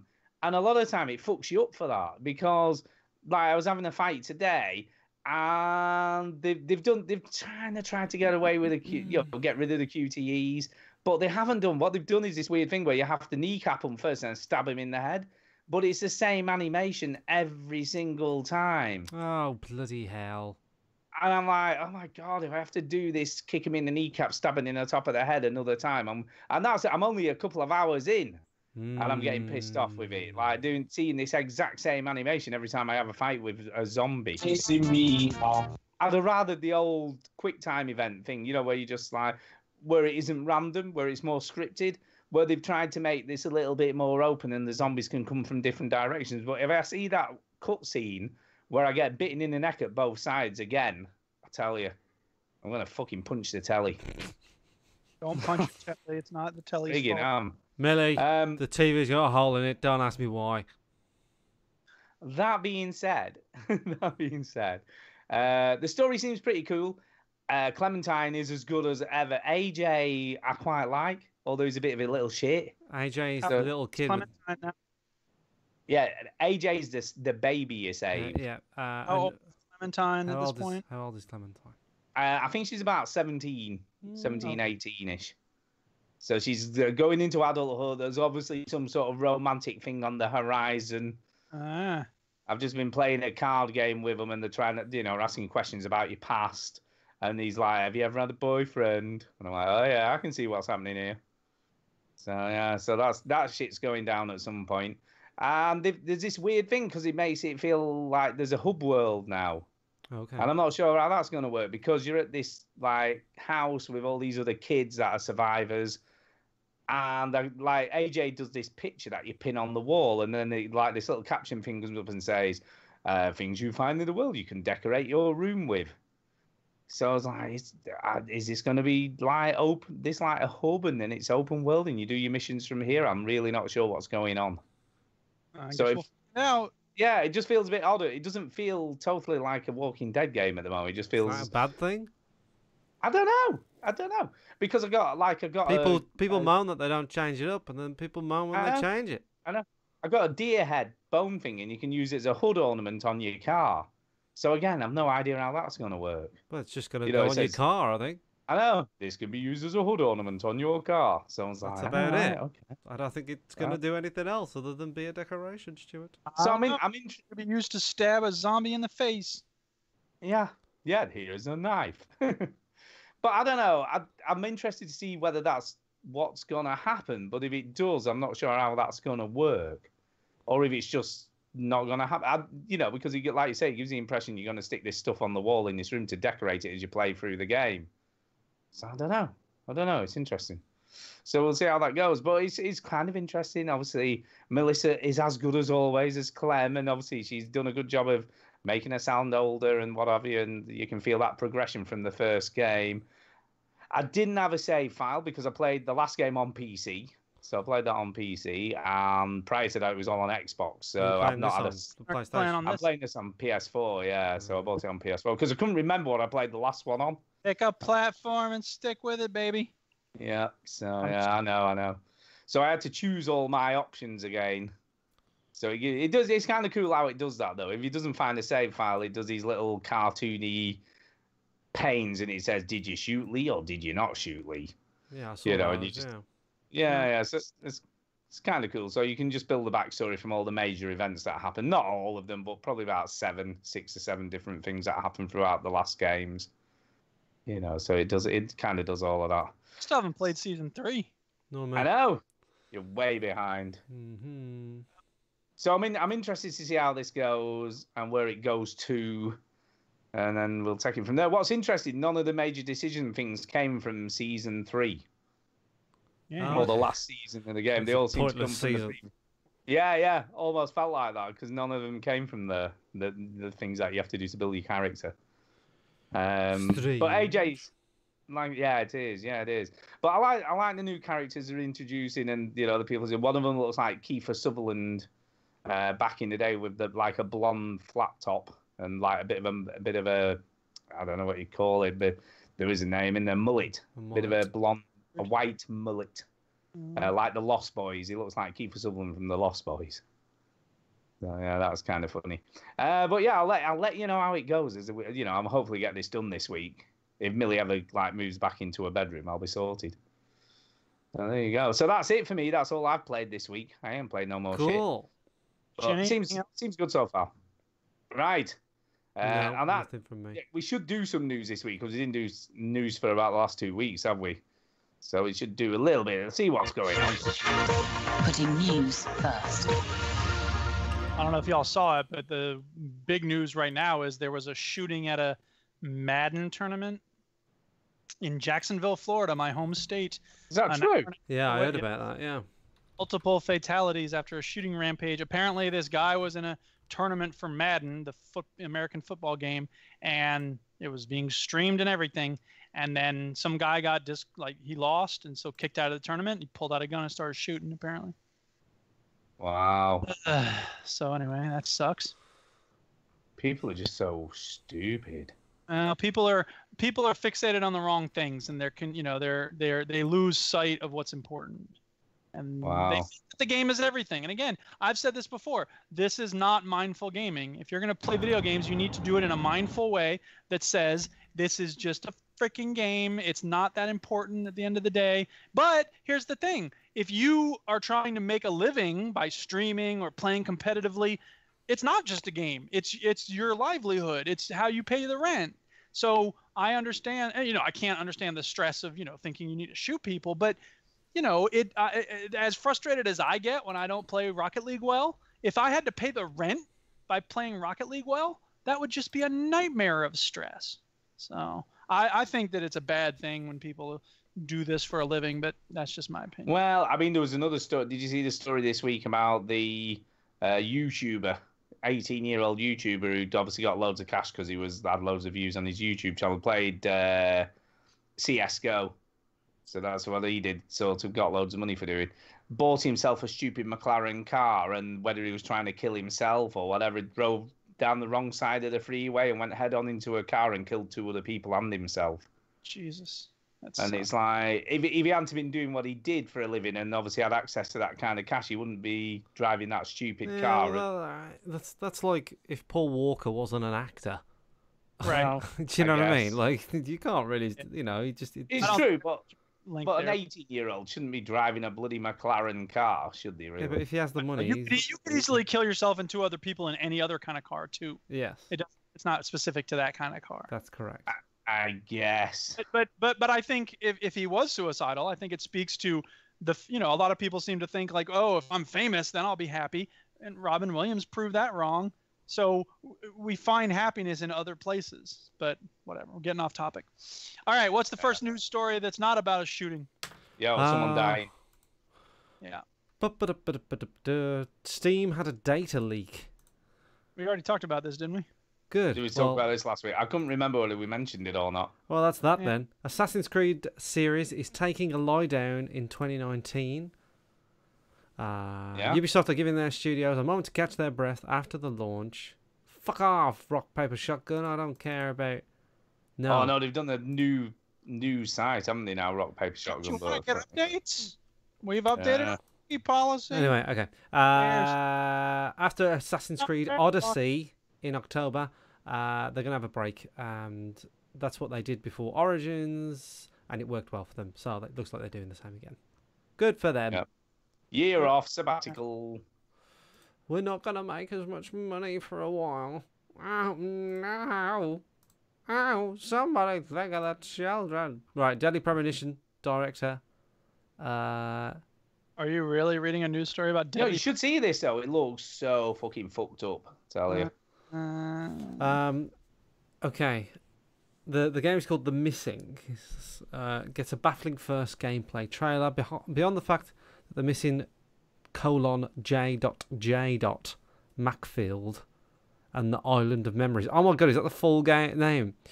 Yeah, of course. To give the game its gleefully unwielded full title, it is being created in-house at Swery's own studio, White Owls. Little has been revealed about the game since its announcement back in February. All Swery would say at the time was that the title had many meanings. Many meanings means more than one meaning, says Swery. I wonder if one of the meanings is the reference to the Ministry song, The Missing.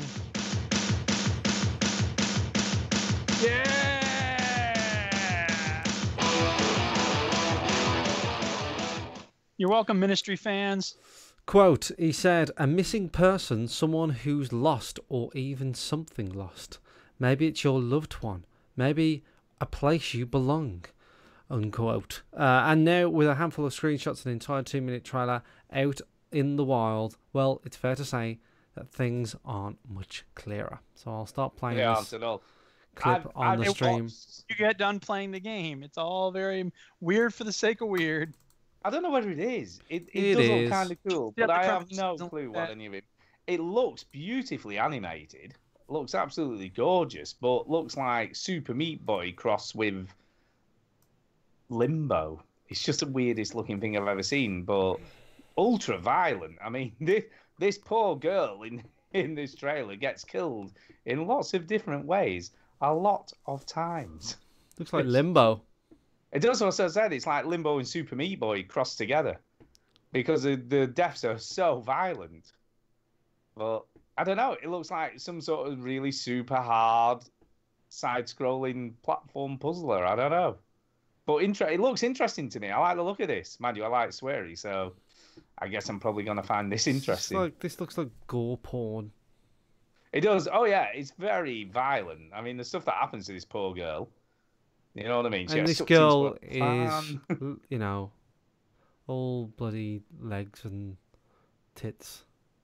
Oh, yeah. It's very stylized. No, that's not what I meant. I meant she's all legs and tits. It's a pervy, sexy game where he gets... Of course it is. Well, I'll tell you what. If you get off seeing some girl electrocuted or sucked into I a think, fan, but I think some people do. I think some people do. And it's not even about that. It's about, okay, if I'm going to watch someone being, if I'm going to have a character that I watch over and over again, I want it to be a hot chick. Well, to be fair, she has only got a skirt on and tights. It's not like she's over-sexualized. There's nothing. It's a bloody... She's over-sexualized. She's sexualized, not over-sexualized. She's not sexualized at all. It's not sexualized. She is. Oh, my God, Stu. I can't believe how... I have no clue how that you think that's sexualized. Okay, if you're gonna walk around in the fucking woods, what would you wear if you were a female? Tights and a short skirt? Don't know the context, do we? No, I don't know. You're getting out of it. I don't think it is. I think you're being a bit harsh there because it really isn't. I'm gonna pause on the bit where she is getting sucked into the fan. Yeah, okay? That is the only part of that. You wanted me to point out an example.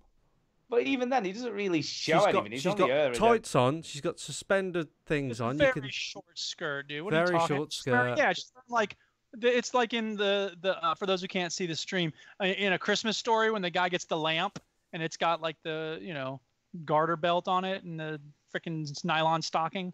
That's what she's wearing. It's Sweary's a pervert and he should be arrested on making game. Sweary's a pervert. But he does look interesting, though. I must admit. No, it doesn't. It looks fucking perverted. It's perverted. It's like Bayonetta. Let's make her close her hair, and then she has to take it off. Cool. Let's all wank around the water cooler. You know what I mean? It's just fucking get over it. That is not true. Why don't people just admit? Need to get over it. Why don't people just admit that some people that make games get off on seeing women like taking their clothes off and stuff? She hasn't even taken her clothes off. You haven't played the game. She's not bothering to put any on in the first place. I'm going to go explore this dangerous area. I better wear a tiny short skirt. I'll tell you what, if you think that 2D character is sexualized in any sort of way, then you're mental. There is nothing sexy about that character. Okay. You think a 2D character... It is not Bayonetta, right? I admit Bayonetta is very sexualized as a character because she does spinning kicks and grabs people around the face with a crotch in the face and what have you. Okay, let's put it to the listeners. Let's put it to the listeners. And I'm not saying that not everybody favours me or anything like that. Listeners, go onto YouTube, typing the missing... what's it fucking called? The missing... Make sure you put Missing Ministry so you can hear the song. No, don't do that. The Missing, J.J. Macfield and the Island of Memories.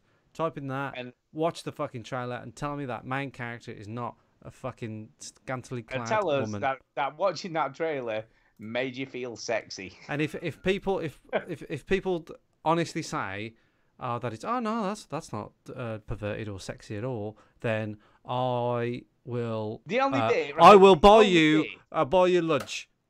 The only bit, right, that you could even vaguely say that about is the fan bit. Other than that, it's just a 2D character running sideways. I'll buy you lunch. You act like she doesn't even have a gender. Like, she's just a 2D character. What are you talking about? Even a 2D female character running sideways. Sweary makes games for little teenagers and to wank over. In a lot of horrible ways. Yeah, that's why people used to love Lara Croft. We've covered everything we can cover in terms of this discussion. It's time to move on. Duke, I was just having fun.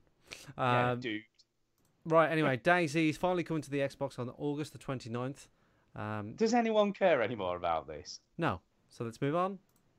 I don't get it. I don't know. Maybe I'll give it a go, but I'll be getting married, so I don't care. Oh no, Fortnite's revenue has begun to slow down. Oh no. You know why? Because there's only 7 billion people on Earth, all right? There's not that many people that can play it. We haven't reached 8 billion sales. Come on, guys. We've got to really push it this month. Now and again, the sales will slow because your product is one of the most popular games. Oh, you'll in the hit a world. plateau, won't you? There's Just got to be a fucking- plateau. It's not at even some news. point. All right, boring. Next. It is. Well, it isn't news, but it is crazy the amount of money they make on this game, and they were averaging 1.2 million a day, and then the peak of it was $2 million a day in July. Yeah, it's boring. So That's fucking crazy. everybody has a battle royale mode. Talking of battle royale modes, so there's PUBG, there's Fortnite, but Dying Light is coming out with a battle royale mode, and it's called Bad Blood. And due to my ad blocker, I can't read on, Stu. So you might want to carry this one I'll on. tell you, it's kind of interesting what they've done here. So it's I not don't know. 100. It's rare that Chinny's gonna or Stu's gonna be willing to pick up a news story after you introduce it, Chinny. I know, yeah. It's not 100 people though. It's not 100. It's only 12. Ah, interesting. So it's only 12 people. You get dropped on an island. Yeah. And then the idea of the game is you've got to take these blood samples, like in the game, to get off the island. And once you've taken all the blood samples, you call in the helicopter, and then the other players have to try and steal your blood samples before you're rescued. Sounds And then boring it's and complicated. Yeah, last person standing obviously is the winner after The everyone. great thing about PUBG and to a lesser extent Fortnite is they are simple premises. You And drop- obviously, there's lots of zombies on the island, so it's not just other Yeah, but players. you drop in, you find shit, and you survive. This sounds too complicated. Well, they're trying to be different. They're trying to be different. It will fail. Yeah, I guess you're right. It will fail. Anyway, Miyamoto, well known for creating, Mario, bloody Donkey Kong, Zelda, Star Fox. So, a nobody in the industry. Has warned his peers not to be greedy. Miyamoto hopes future games will stop overcharging players. He said that Nintendo is exploring alternative ways for getting players to pay for mobile games. Quote, I can't say that our fixed cost model has really been a success, but we're going to continue pushing it forward until it becomes entrenched. That way, everyone can develop games in a comfortable environment by focusing on bringing games to the widest range of people as possible. We can continue boosting our mobile games business. On a separate note, you can buy cardboard add-ons to the Switch for over £70 to £80. Thanks, I know, it's Miyamoto. stupid, isn't it? But that's not his fault. He's not Nintendo, is he? Well, he's fucking in there, isn't he? I know he is, but he don't work for He does work for Nintendo, but not directly. He's not like he does. doesn't make Nintendo's decisions. Well, if he walked into the Nintendo office and went, "Yo, I'm Miyamoto. Stop selling those fucking cardboard shit. Stop fucking selling cardboard for fucking 80 quid, you dickheads." I'm sure they go, we better stop doing that then now. Yeah. Okay. Cyberpunk 2077 is already completely playable from start to finish, according to this GameSpot article. CD Projekt Red has been developing Cyberpunk 2077 for 6 years. Although developers stated that there's more work to be done on the action RPG, the game is playable from start to finish. So this news is a game that is coming out is playable. Fantastic. Playable start to finish. Wow. You can play the whole story. Next, this was boring. Nice. I don't think there is much else, is there?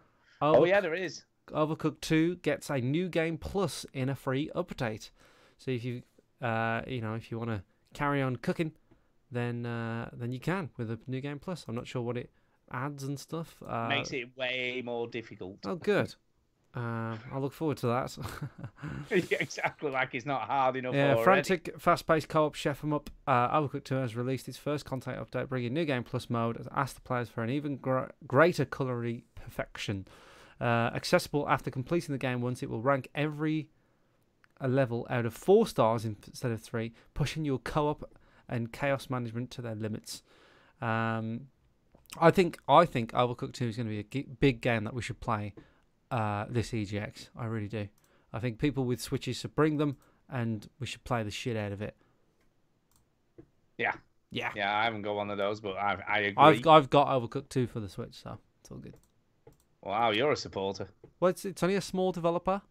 There are only about 3 of them. They're British, and if I can, buying 2 copies of the game doesn't bother me. If it, I love that game. I don't think we understand how much I fucking love it. We don't understand. You don't understand how much I love We it. don't fucking understand. I was a bloody champion of the first game. Anyway, Time Splitters creator wants a new game, but he's worried about it. Good. Yeah, that's because Koch Media have bought the rights to Time Splitters. We've talked about Time Splitters a few times in games that we'd like to see resurrected. Yeah, I played one. I think it's Time Splitters 2 or something. It was good. The people that worked there worked on GoldenEye and Perfect Dark, so that's all that stuff.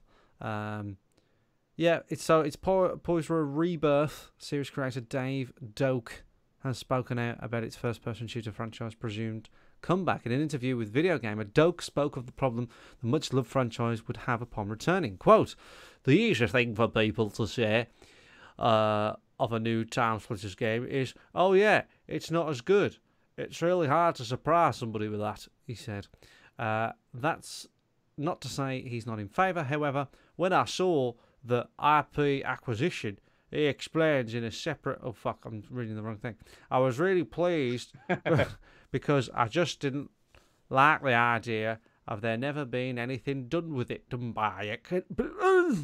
Doak started his game development career at Rare, where he first built his first-person shooter shops on the classic GoldenEye 007 and Perfect Dark, before founding Free Radical Design. At Free Radical, he created Time Splitters games, 3 of them, and Second Sight. Oh, I played that as well on the GameCube. I've seen some good games, man. To middling reviews. And then they released Haze. Haze. Shit. Yeah, I remember that game. It was terrible. Ooh. Damn. Well, that was the PS3 exclusive, wasn't it? It was meant to be a challenger to Halo and stuff. Is that right? I'm sure. Yeah. That's what it was meant to be. Yeah. There's been loads of Halo killers, and none of them did it.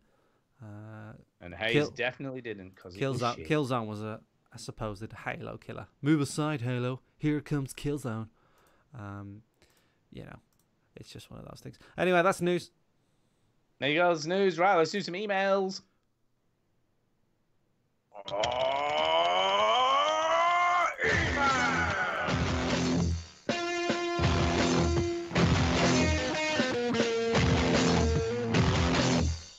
Whoa, that ruled. Here we go. First email is off Derek's hands. Derek's hands. And he says this. Dearly beloved, we are gathered here today. And you see what he did there? You see what he did? Having a bit of a laugh with my wedding stuff. Your nuptials. Hello again, veteran gamers. Hi. Hello. If Stu and Chinny are lucky... But I must say, you read it the wrong way there, Stu. I did? Where is it? Yeah, hang on. Come on.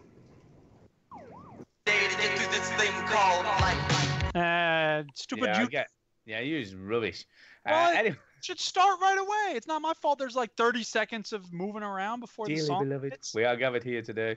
Anyway, if Stu and Chinny are lucky/unlucky, they might see me on Saturday or Sunday of EGX in September. Nice. Yeah. Nice.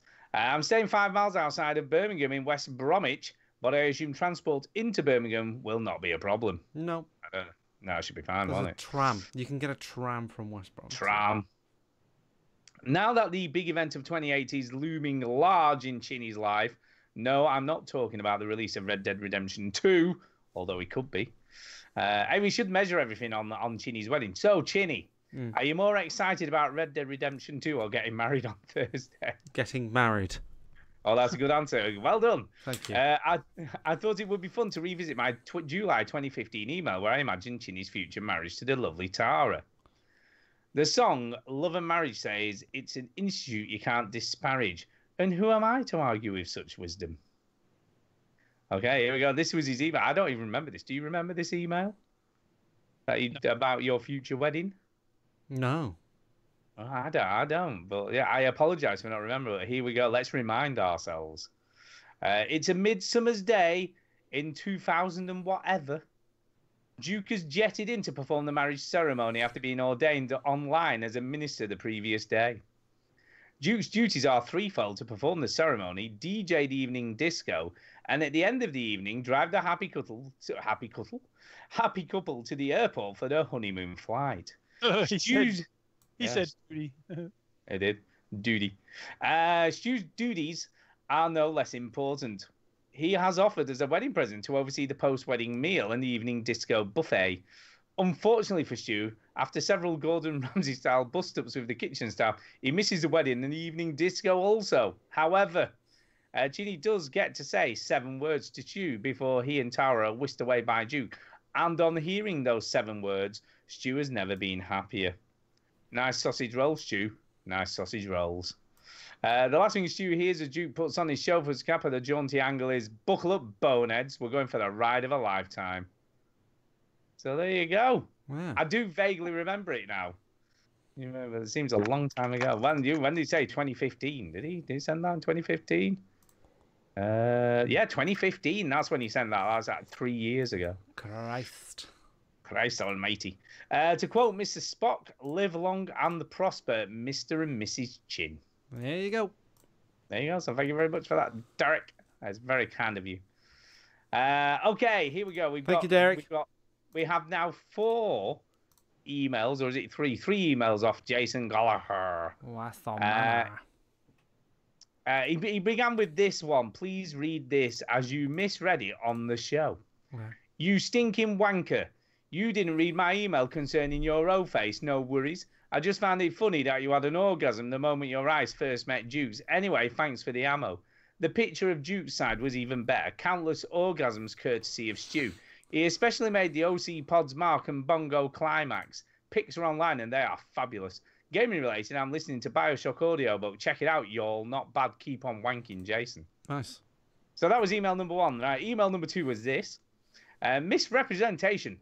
Look, I forwarded my email for clarification. Stu and Duke had a laugh making fun of me for stating that Stu saw Duke's big donkey dick. Well, I think we all know Duke doesn't even have a penis, Stu.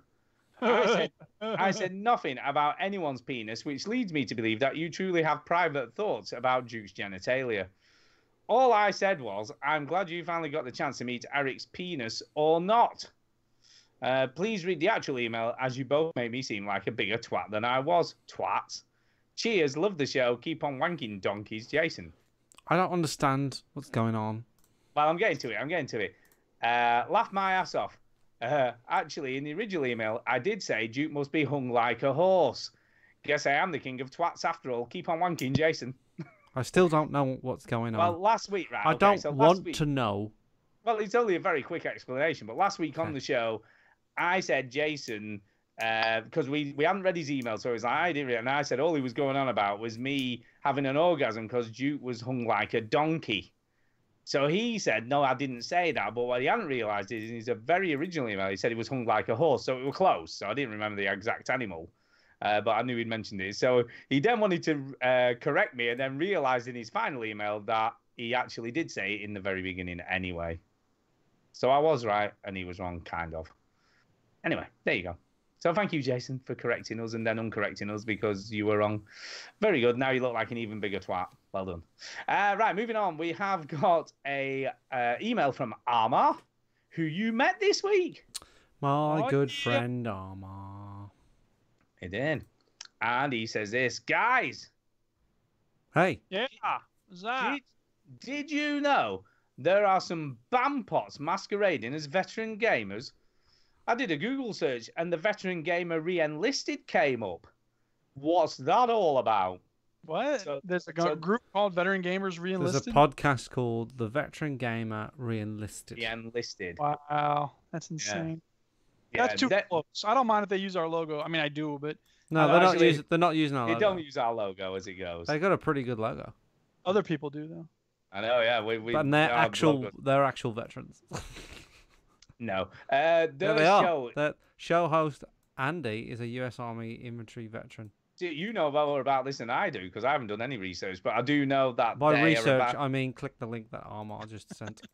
But they're 40k players. Yeah, That's what Warhammer they play. 40k. I think they do Yeah, board so game stuff. that's all they do. That's all they do the show about, and them just Are very. you saying it's shit, Stu? It's a bit shit. It were a That's bit shit. very rude. It had very heavy rock music for their intro. That's which is very always a bad rude, sign. Stu. I know. They could be lovely people. They probably are. I don't know. You I don't bastard. care. Anyway, They're going to wankers. come round your house and I know. fuck How you up. dare they? These are use real veterans. They could crack your neck.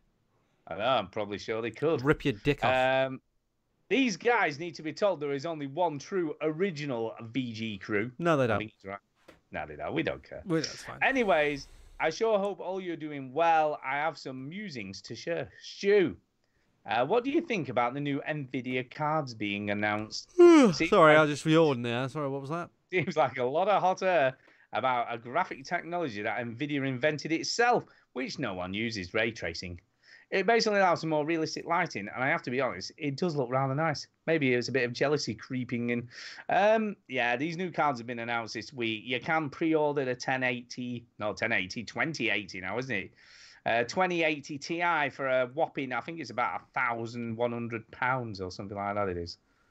For the new 28, which is double the power of a 1080 card, apparently. And yeah, they uses this new ray tracing bollocks, which makes things look smoother, and they can finally do actual round things rather than things that are like octagonal or whatever it is that they have to do now to make it look round when it isn't really round at all. Sure. And it realistic lighting. I mean, they did release this Did you see the Star Wars thing with the Stormtrooper? And it did look like real life. It didn't look like a graphically done thing. Nope. So it is kind of cool, but it's just a lot of money for something, isn't it? How much Just is to it? say, Yes, it's a lot of money for a something. lot of money. How much is it? Anyway, about £1,100 for the 2080 Ti. Fuck that. So it's just to pre-order it, it's about 800 quid for the 2070. Fuck that. So yeah, they're not cheap. These new cards are not cheap, and they're mahoosive. They're enormous. I would have to cut the front out of my PC to fit one of them things. I'm never an early adopter of tech.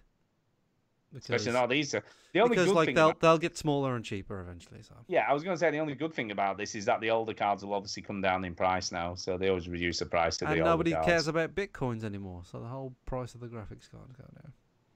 Yeah, Duke, what up, homie? What up? Gonna get all political on you now. Go ahead, shoot. If Trumpet gets impeached, could that be even worse for America than if Trumpet sees out one term? I say this because you all got guns over there, and Trumpet fanboys are a bit screwy in the head. You could have a mini civil war. The South could rise again. Or, you know, about this recently. Sorry, is there more to the question? there is a little bit more. Or, you know, Trumps will realise he's a bit off more than he can chew, and be happy to step aside to spend more time golfing and coming on to women. Hey, he's never gonna. Sorry, is there more? No, that's it. He's never gonna have that decision. Bill Maher says that he doesn't believe Trump's gonna leave when it's time for him to leave, whether it's 2 terms up, whether it's someone else elected, or whether it's impeached. I don't think he's going to get impeached. I don't believe the Congress is going to do that. So I don't know. Now, the question of the Civil War is one that keeps coming up. I actually don't think it's very likely. I think that those of us on the smart side of the barricades understands, and you know, on my side of the barricades, I should say. It's not that people on the other side are necessarily stupid. They are, but they're not necessarily. Wow. I think that we understand that war is an atrocity, and we have to avoid wars. And I think that for that reason, although yes, I agree that Trump's base is irrational and irrationally heavily armed, I don't believe there's going to be a civil war when he needs to leave office. So no, I don't think it would be worse for him to be impeached, because I think they're going to make a lot of noise, but ultimately it's not going to be, you know, anything too bad. Yeah. Why would there be a civil war? Because they believe that any effort to take him out of office is an illegitimate usurpation of power. They think, you know, I mean, look, he started lying as soon as the election happened. He said that 3 million illegal immigrants voted. Yeah. And that was before he was even sworn in. And so there's this cloud of him saying outrageous stuff, and they just believe all of it. And therefore anything, his lawyer recently said that he ordered him to commit campaign fraud, which is an impeachable offense. He should be impeached by now. Right. But, and doesn't he break the law every day because he's still trading? Is that right? Yeah, exactly. The emoluments clause in the Constitution. Yeah. But, yeah, I still don't think it's going to become a civil war. So that's the problem, though. How do we navigate this crazy scenario whereby some people believe he can literally do no wrong, and the rest of the country saying this guy is bad for us, he needs to go? It's going to be delicate and tricky, and I don't know how it's going to function. I don't believe in predictions anymore. After he got elected, I was like, well, that's it. Nobody knows what's going to happen. Is an impeachment likely? No, impeachment is not likely because the Congress is mostly Republican right now. Okay. And after the elections that are coming up later this year, half of the I guess it's like your House of Commons. Is that it? Yep. Yeah. So our Senate is like your House of Lords. And the Senate is probably going to stay Republican, which means that they're not going to vote to impeach Donald Trump. And even Democrats are saying if they take back the Congress, they also will not impeach him because they're in conservative areas. They face a lot of blowback if they talk about impeachment, which is insane because Bill Clinton got impeached because he got a blowjob from an intern. The fact that Donald Trump lies every day, dismantles everything designed to protect the environment and our economy. It's idiotic trade wars. That's fine. But Donald Trump had sex with, this other woman and then lied about it. So. Wow. Go figure. I mean, Bill Clinton had sex with a woman and lied about it. Yeah. What did I say? You said Donald Trump had sex with a woman. Oh, well, he's kind of done that as well, to be fair. Yeah, but he's Donald Trump. He can do whatever he wants. Donald Trump, exactly. End of political segment. Anyway, a question for you all. What has been your game of the year so far? We already talked about this last week. I know we did. He's maybe not listened to last week. We week. didn't talk about it very much, but all our guests did. Yeah, so game of the year so far. No, Shadow of War. Shadow of War. Chinny, you? I think Golf Story. Oh, yeah, that's good. Until Red Dead comes out. Until Red Dead, of course. And I'd probably say A Way Out at the moment, although God of War's pretty good and I haven't finished that yet. Yeah. Anyway, he says, I must say that 2018 is shaping up to be very underwhelming. We had Zelda Breath of the Wild last year, and this year, I guess only Red Dead can save this year. I mean, it's not been terrible this year. There's some half-decent games out, hasn't there? I think it's been a decent year this year. Yeah, I do. I don't think he's wrong about that. Maybe because he's still too busy playing Space Invaders. No, Armor is more of a Nintendo gamer. So if you look at the Nintendo side of stuff, it's not been great. Yeah, well, you can't just base a whole year's gaming on Nintendo, can you? You live in your own world, don't you? So, I guess. Anyhow, take it easy, chaps. Cheers, Armor. What a lovely guy. He's a lovely guy. You met him this week. You met him? He's a good lad. Impressive stuff. Right, that being said, we've got an iTunes review this week, a new one. So we should do that.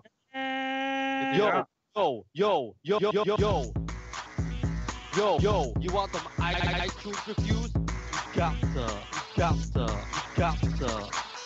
And this is in the UK. I do check all countries, all the sort of big ones. British. I do check America, Australia, and Canada. So I do check all of those. So if you live in one of those countries and you want to review us, I will still read them out because I do check. But anyway, this one's from Wade Barrett Appreciation. So that's who this is from. And he says, it'll do 5 stars.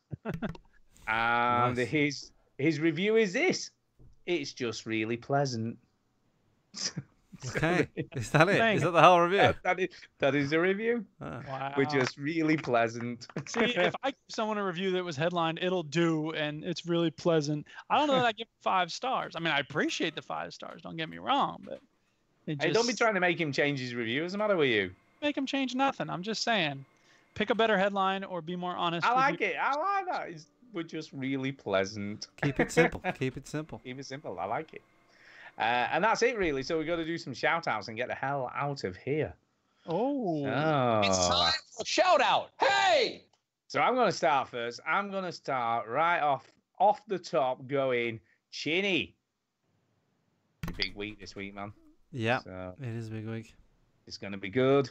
And I'm going to see you on Thursday and watch all that shit go down and find out what the first dance was and all that bollocks. So yeah, I'm looking forward to it. It's going to be good. Can't wait. There you go. So big shout out to Chinny getting married and obviously the lovely Tara. Having to actually get married to him. You know what I'm saying? Mm-hmm. Although he's a bit sexier now, he's more skinny, sort of svelte-like form. Exactly. So, exactly. there you go. So and then when I get married, everything's gonna change.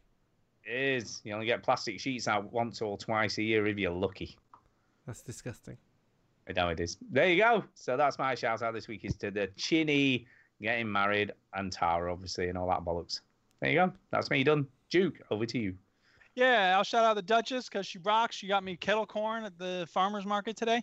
And I will shout out JP Snake because he got me the guest. And I'll shout out Tara because she's going to tie the knot with Chinny. And I'll shout out Chinny because he's going to tie the knot with Tara. And I'll shout out Stu because we're going to play some Overcooked eventually, probably, maybe. I don't know. Yeah, we should play our own game because Chinny's going to be away for so long. We should just carry on ourselves. Lily's going to get her own place to live at some point. And so yeah, I'm going to kick her out tomorrow. And everybody listening, thank you for listening. And Red Van Dan Man, because he wrote that email that was important. And I appreciate him being honest with us. And I was honest with him. And let's all be honest with each other. Yeah, I fucking hate you, Duke. Yeah, I get that a lot. There you go. I think that's it. Is that it? We've just got Chinny, I guess. And then we're out of here. Just a big thank you to everybody who's been saying kind words and messaging me saying wish you all the best and all that stuff. So thank you very much, everyone. And when I come back, I'll see you at EGX. Can't wait. I know. Whoa, whoa. And that really is it. So we need to get the hell out of here. So thanks, everybody. Yeah, thank you, everybody.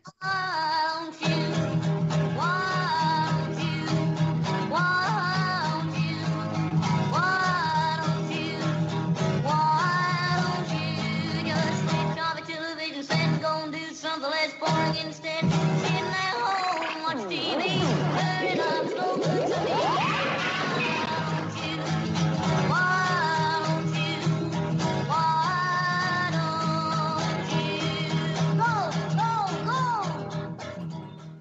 Good show, people.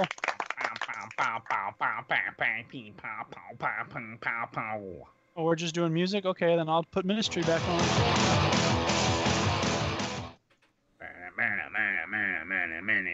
I think you should have that as your first dance. That'd be great. Yeah. In a Ministry. Get everybody head banging, a bit of moshing. Get a mosh pit going on the dance floor. Sorted. Yeah. No, I'll do that. Can you imagine? Call. Yeah, good call. Call. What's it called, that song? The Missing. See, we can make it fit. Like, Tara disappears halfway through the wedding. You're like, the Missing. She's gone missing. Where is she? Let's see what you did there. You should be a writer. I know. I tried to make it fit. Brilliant. Right, so yeah, so that's it. I don't know what else to say really. I'm at a bit of a loss, because like maybe we can just end the show then instead. Yeah, maybe do that. I don't know what to do. I think it's something to say. I don't know what to do. Not talk. Yeah, just not talk That's anymore. That's never an option. Just keep talking. Keep on talking. Oh my God. All right, I've stopped the recording. Stop the recording. Yeah. There you go. Yeah. Don't know what else to say. VG451, is that right? That's it. Yeah, it is. It is indeed. It is indeed. Do. All right, guys. Well, have a good evening. Yes, you too. Fun. Thank you, mate. 3 weeks or no? Good trip. Yeah, 4 weeks, I think. Yeah. No, 5 weeks because of EGX. Oh, that's right. Yeah. Okay. Yeah. All that time. Yo. Cool. Bye. See you in a bit. That's it. Right. Well, I'm going to go as well, and I guess I'll see you